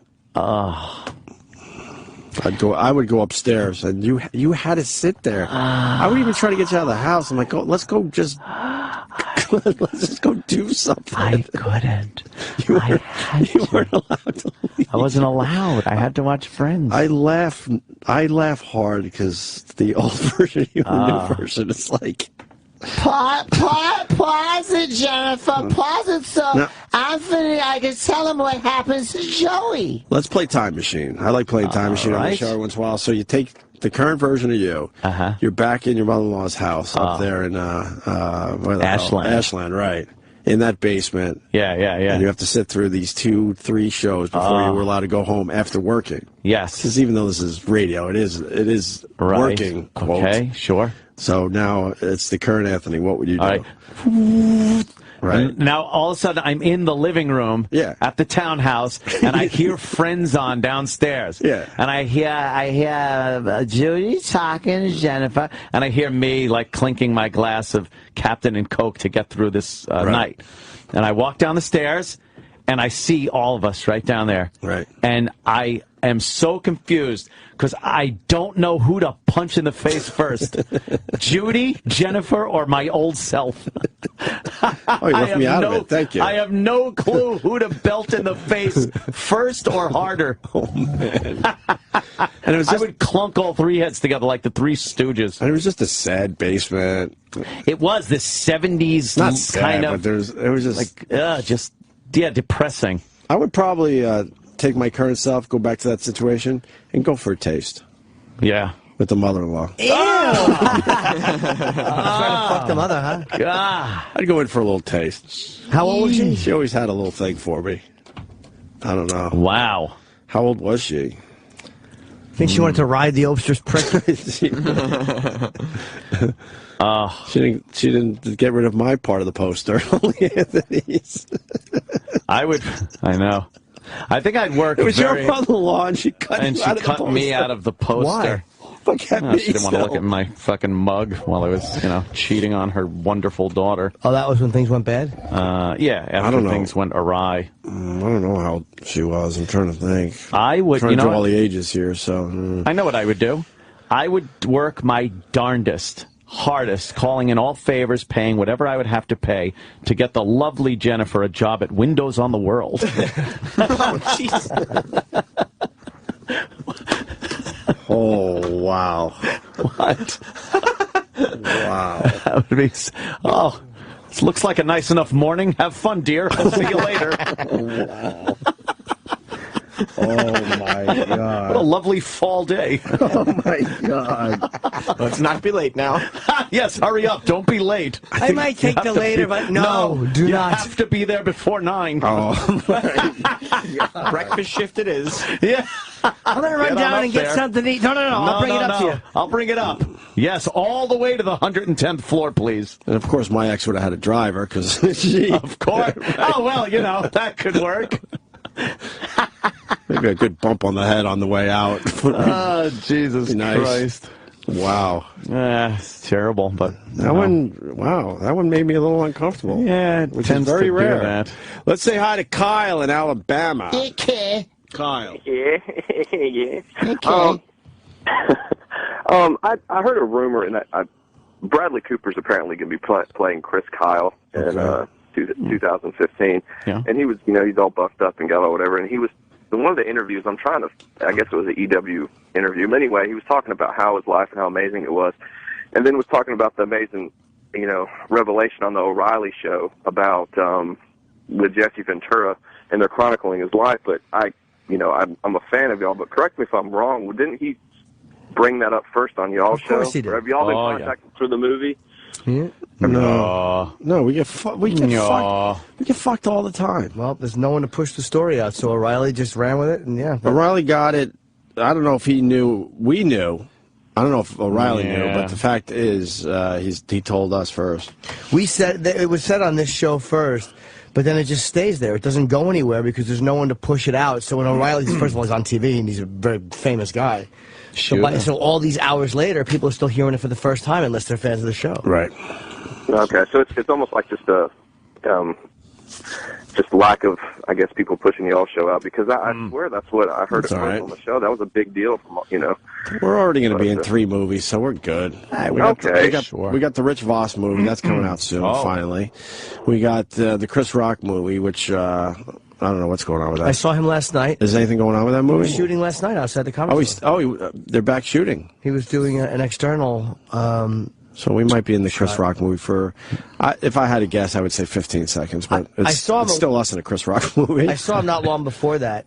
And we were just talking, and I'm like, how's the movie going? And he's like, it's going good. He goes, you're still in it. Wow, really? Yeah. So if you're in it, that means we're in it. Don't forget Kevin Pollak. That was the third one. Was that the third one you were gonna? This was my bit. That's my bit. If this is all I got to offer, I really got to leave now forever. This is my bit. No, and then Kevin Pollak contacted all of us, and we made the final cut of his movie. Yes, which is a look at comedians and comedy and what makes funny. Right? What makes people funny? We had fun. What I want from him, we shot for all 3 of us for how long was that? Half hour at least? 40 minutes maybe? And he's only going to use... Yeah. If we're in the movie 2 minutes, that would be a lot, I think. 2-3 minutes, because it's going to be bounced around with a whole bunch of guys. Sure. But I want him to give us that footage so we could put it somewhere.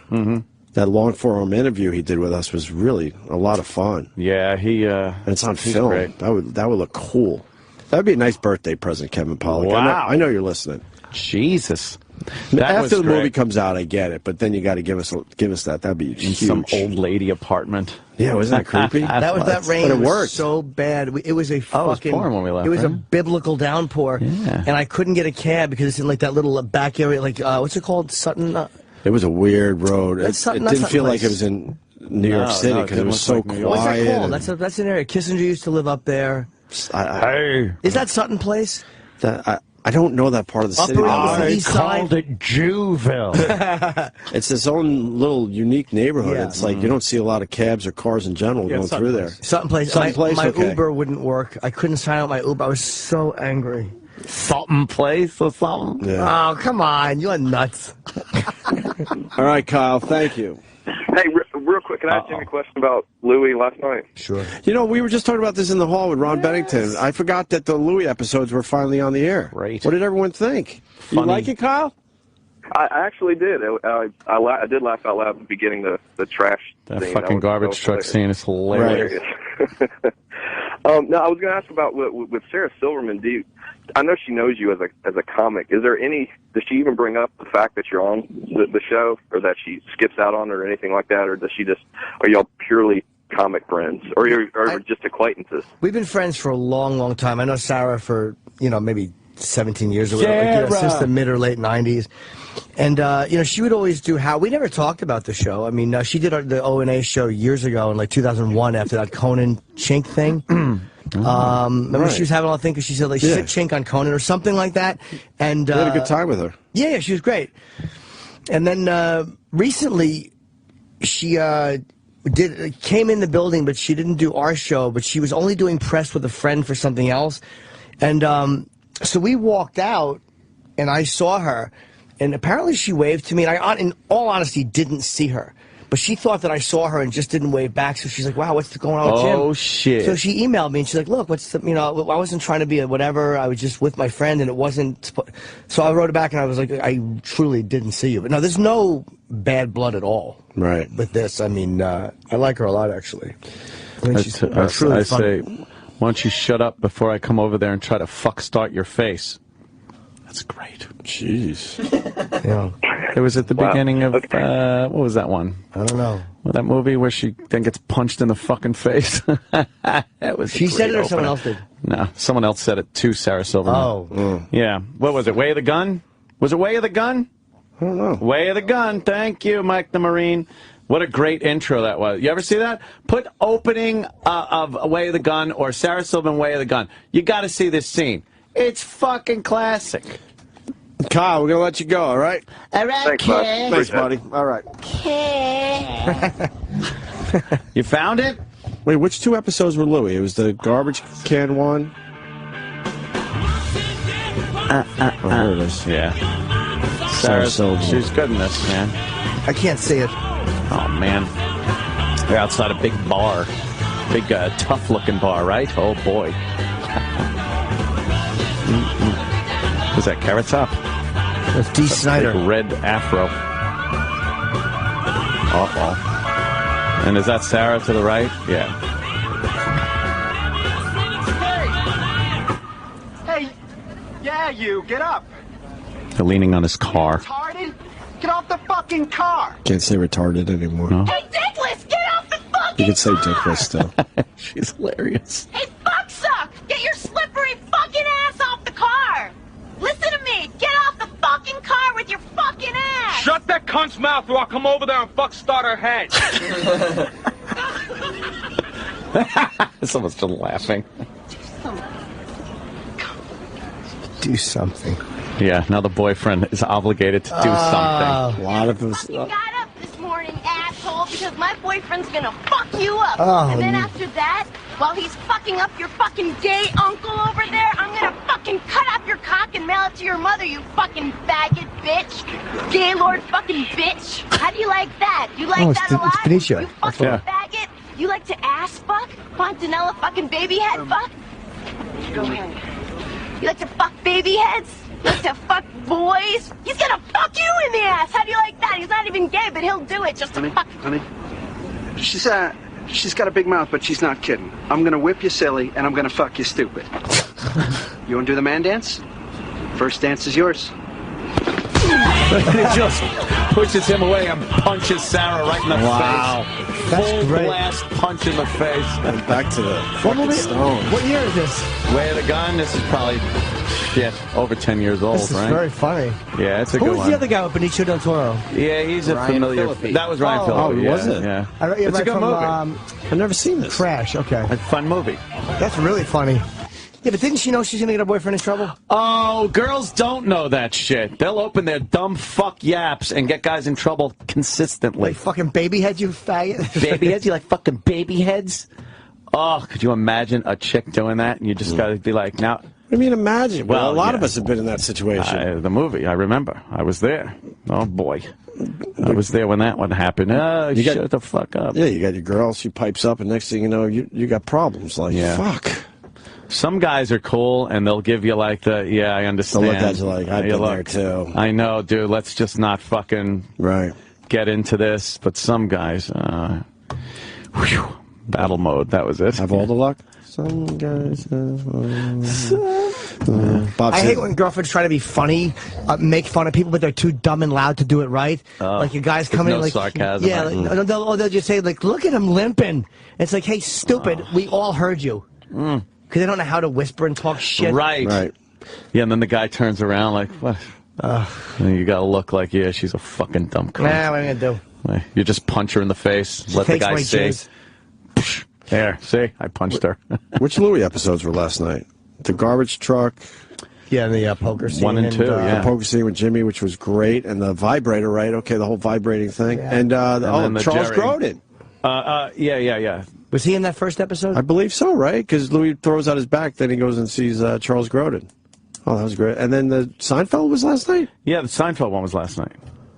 Yeah. Oh, then the third one is the fat girl, and then the fourth Jerry. one is the elevator thing. Louis. Okay. Oh, right on. Yeah, good start for Louis. Yeah. Well, that was fucking Jerry. Well, that was horrible. Right. Poor Louis. Yeah. Anyway. Wow. I got turned on to some Yiddish rock because of Louis. Yiddish rock. Yeah. There's a band he's using in this season, and it's called Gollum Rocks. Oh yeah. And coincidentally, I know the mom of the band. What? It was the weirdest thing yesterday. You know the elevator episode, and they start playing that that strange like Eastern like kind of Yiddishy music. Yeah. Turns out it's a band called Gollum Rocks, and the mom, her kid goes to the same school as my kid. Aye. And she knows what I do for a living, and then she just out of nowhere says, Know what I do for a living? She goes, my band's gonna be featured on Louis this season. Yeah. I'm like, what? I barely knew her. I didn't even know she was a musician. And it turns out it was that music they were playing when in that scene. Wow. Okay. And it's how did Louis find it? I don't know. That's why I'm bringing it up. It's the strangest, weirdest thing. Yeah, you wouldn't normally just go, yeah, I think this scene needs this.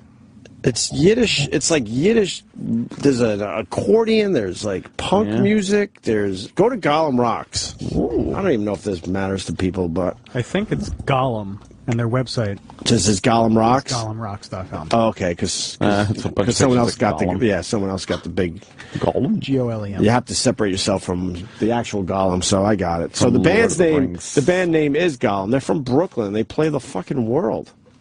Yeah, go down to music. I also told her I would give her a little plug today. They're really strange. They got like go to I'm a Snake. I don't even know if anyone would like this. Roll the tape! But Louis playing it on his type of shit. Violins, accordions. Ты улыбаешься, наверное, ты хочешь пить. Я наблюдаю, я ничего не хочу говорить.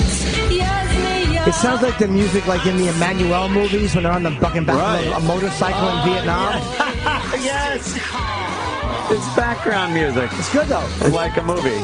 So she told me she's on Louis, and she gives me the sticker with the band name. And how many times have we been in that situation? Like, yeah. And then I went home and I looked it up, and I'm like, I think I like this. Wow, that's weird music. Strange, right? What's she saying? I don't know. Really weird. Throw rocks at the Palestinians. Like, build more houses, fuck them. Build more houses, fuck For every bus they ruin, we should drop a lot of bombs on them. Bombs on them. Build more houses, fuck them. Yeah. This is good. Is it all right? Yeah. I don't know. I don't get it. Devil went down to Georgia. He was looking for a soul steel. He was in the bind. We're way behind. We're going to make a deal. No?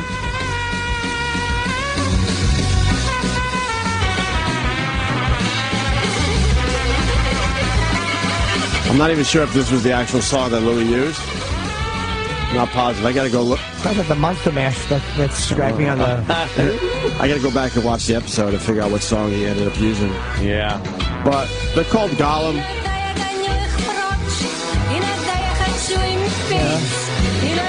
You ever see those Jewish guys that play Hotel California? No. Yeah, it was some kind of viral thing on Facebook a little bit. Yeah, they were playing, there were a bunch of Jewish, like, Hasidic guys. Pass. You see those Jewish guys that do Beastie Boys songs?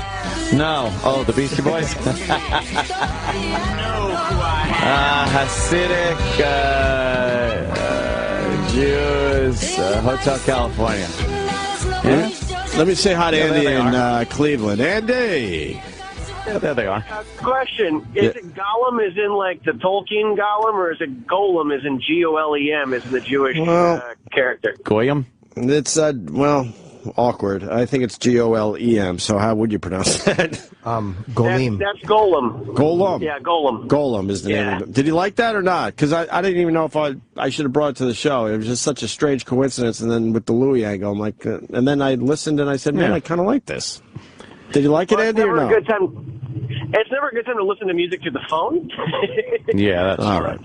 You know, it seemed interesting. I couldn't tell if it was a horn or her singing, but yeah. All right. Much. It's Golem, G-O-L-E-M, and their website is Golem Rocks, Golem Rocks.com. You got to check these guys out. The Amazing now. Rabbis singing Hotel California. Oh, yeah. And they are legit.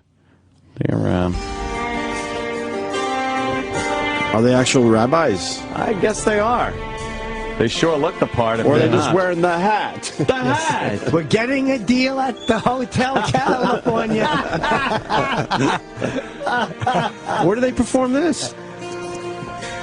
It's on a Israeli TV show. God, this show just got really weird. I rubbed the mezuzah and I walked right in. Oh, there he is. My beard. Rising up through the air, up ahead in the distance, I saw a shimmering light. So 8 shimmering lights. Mean people call us.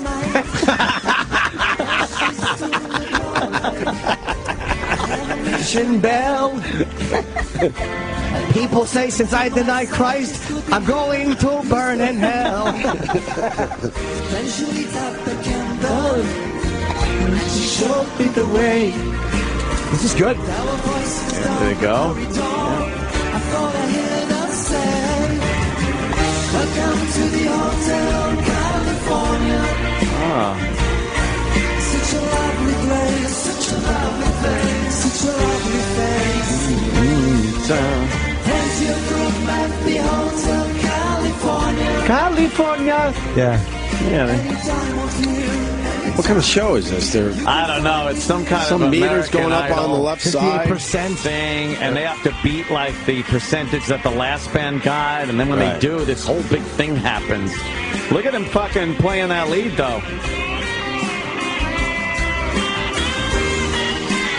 This Jewish guy is rocking and rolling. Yeah. I don't get this. This little Star Trek emblems. I don't know.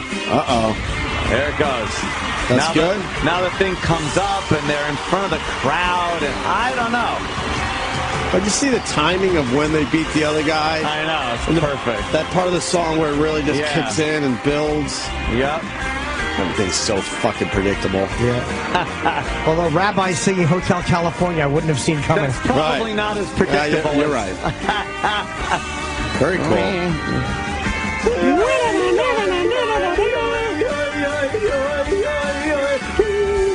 I like the fact they're playing it out. They are. Little double lead going on there. Joe Walshstein. Didn't they cut some of this stuff out? Did they? There's more words or no? They cut some of the song out. Yeah, shorter version. Oh, there you go. Oh, maybe not. California. I like that part. Check out my pace.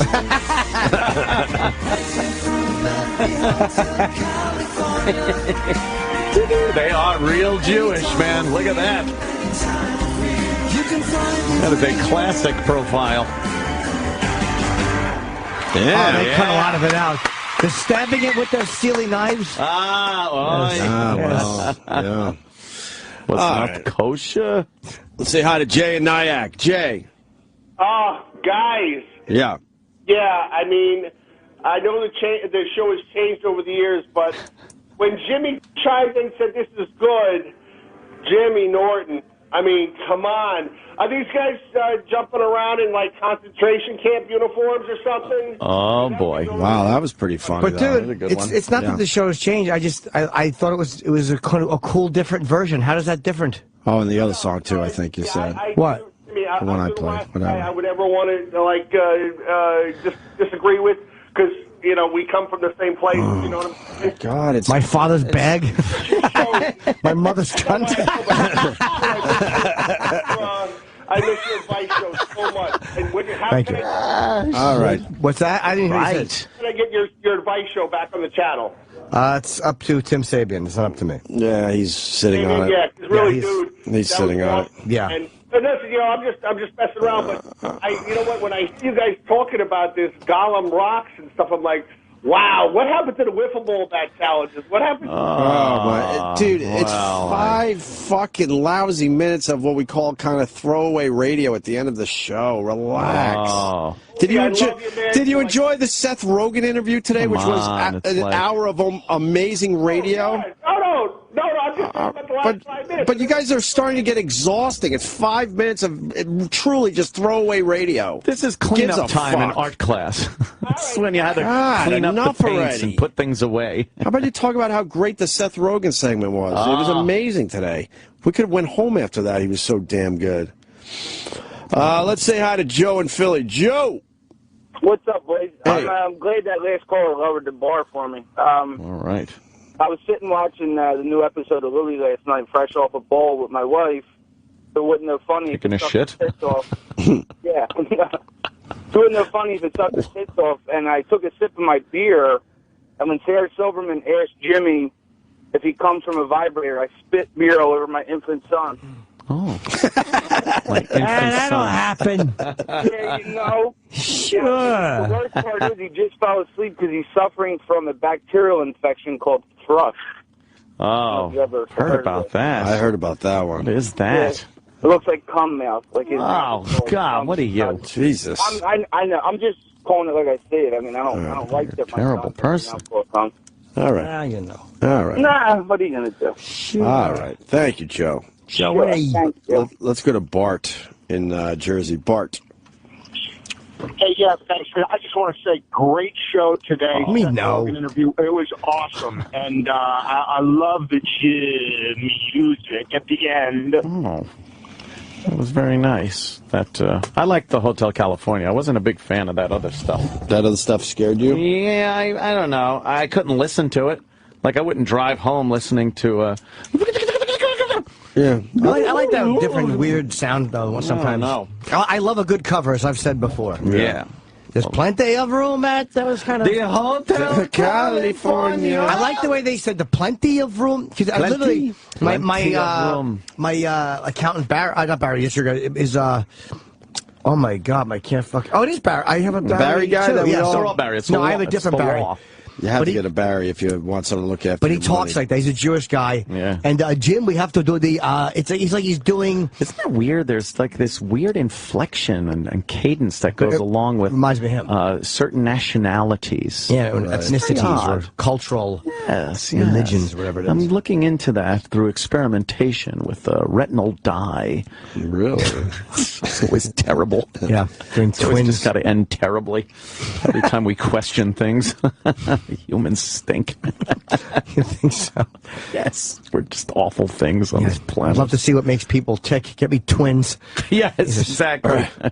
Fucking whole country should have been nuked. Yeah. At the end of World War II, the whole country should have been nuked. Well, some surrounding areas. Too many of them were signing off on it. They should have been nuked out of existence. Well, with that, we're going to go home. Wow. Take that home with you. Really, we can't follow that. All right. Once again, thanks to Seth Rogen. He was just fucking great for us today. Make sure you listen to the replay. If you didn't hear it, he really just hit it out of the park. And his new movie, Neighbors, starts Friday. What do you got over there, Ann? Well, I would like to tell people that for putting up with all your shenanigans, Mommy needs a really good present. A good present for Mother's Day. Yes. How about a dozen rainbow roses with a free glass vase from proflowers.com? That's just $19.99. Or you could go bigger and double the colorful roses plus free glass vase for just $9.99 more. Use code OPIE, and you'll get this special price on your Mother's Day order while supplies last. ProFlowers, they're guaranteed to last a full week, or you get your money back. Freshly picked bouquets, perfect for Mother's Day. Ordering is very easy. You just pick your delivery date, and it's guaranteed. Here's the only way to get the amazing Mother's Day deal. You go to proflowers.com, right? You click on the blue microphone, right? It's in the top right corner, right? And you type in Opie, right? That's proflowers.com. Click on the blue microphone, type in Opie. This deal expires Friday at midnight, the stroke of midnight. Make sure you order today. 1 dozen rainbow roses, free glass vase, proflowers.com for just $19.99. And you could also double that amount of colorful roses and the free glass vase for just $9.99 more. Use the code OPIE. You get the special price for Mother's Day. Order now. Expires Friday at midnight.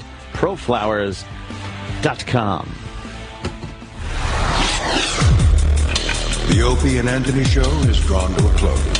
Stay tuned to reflect, relive, and get the story behind the story of the finest moments of today's stage drama. Everything that made today unforgettable. Call 866-WOW-1-WOW now. And look back on another legendary day of broadcasting. This is the Opie and Anthony Post Show with Sam Roberts.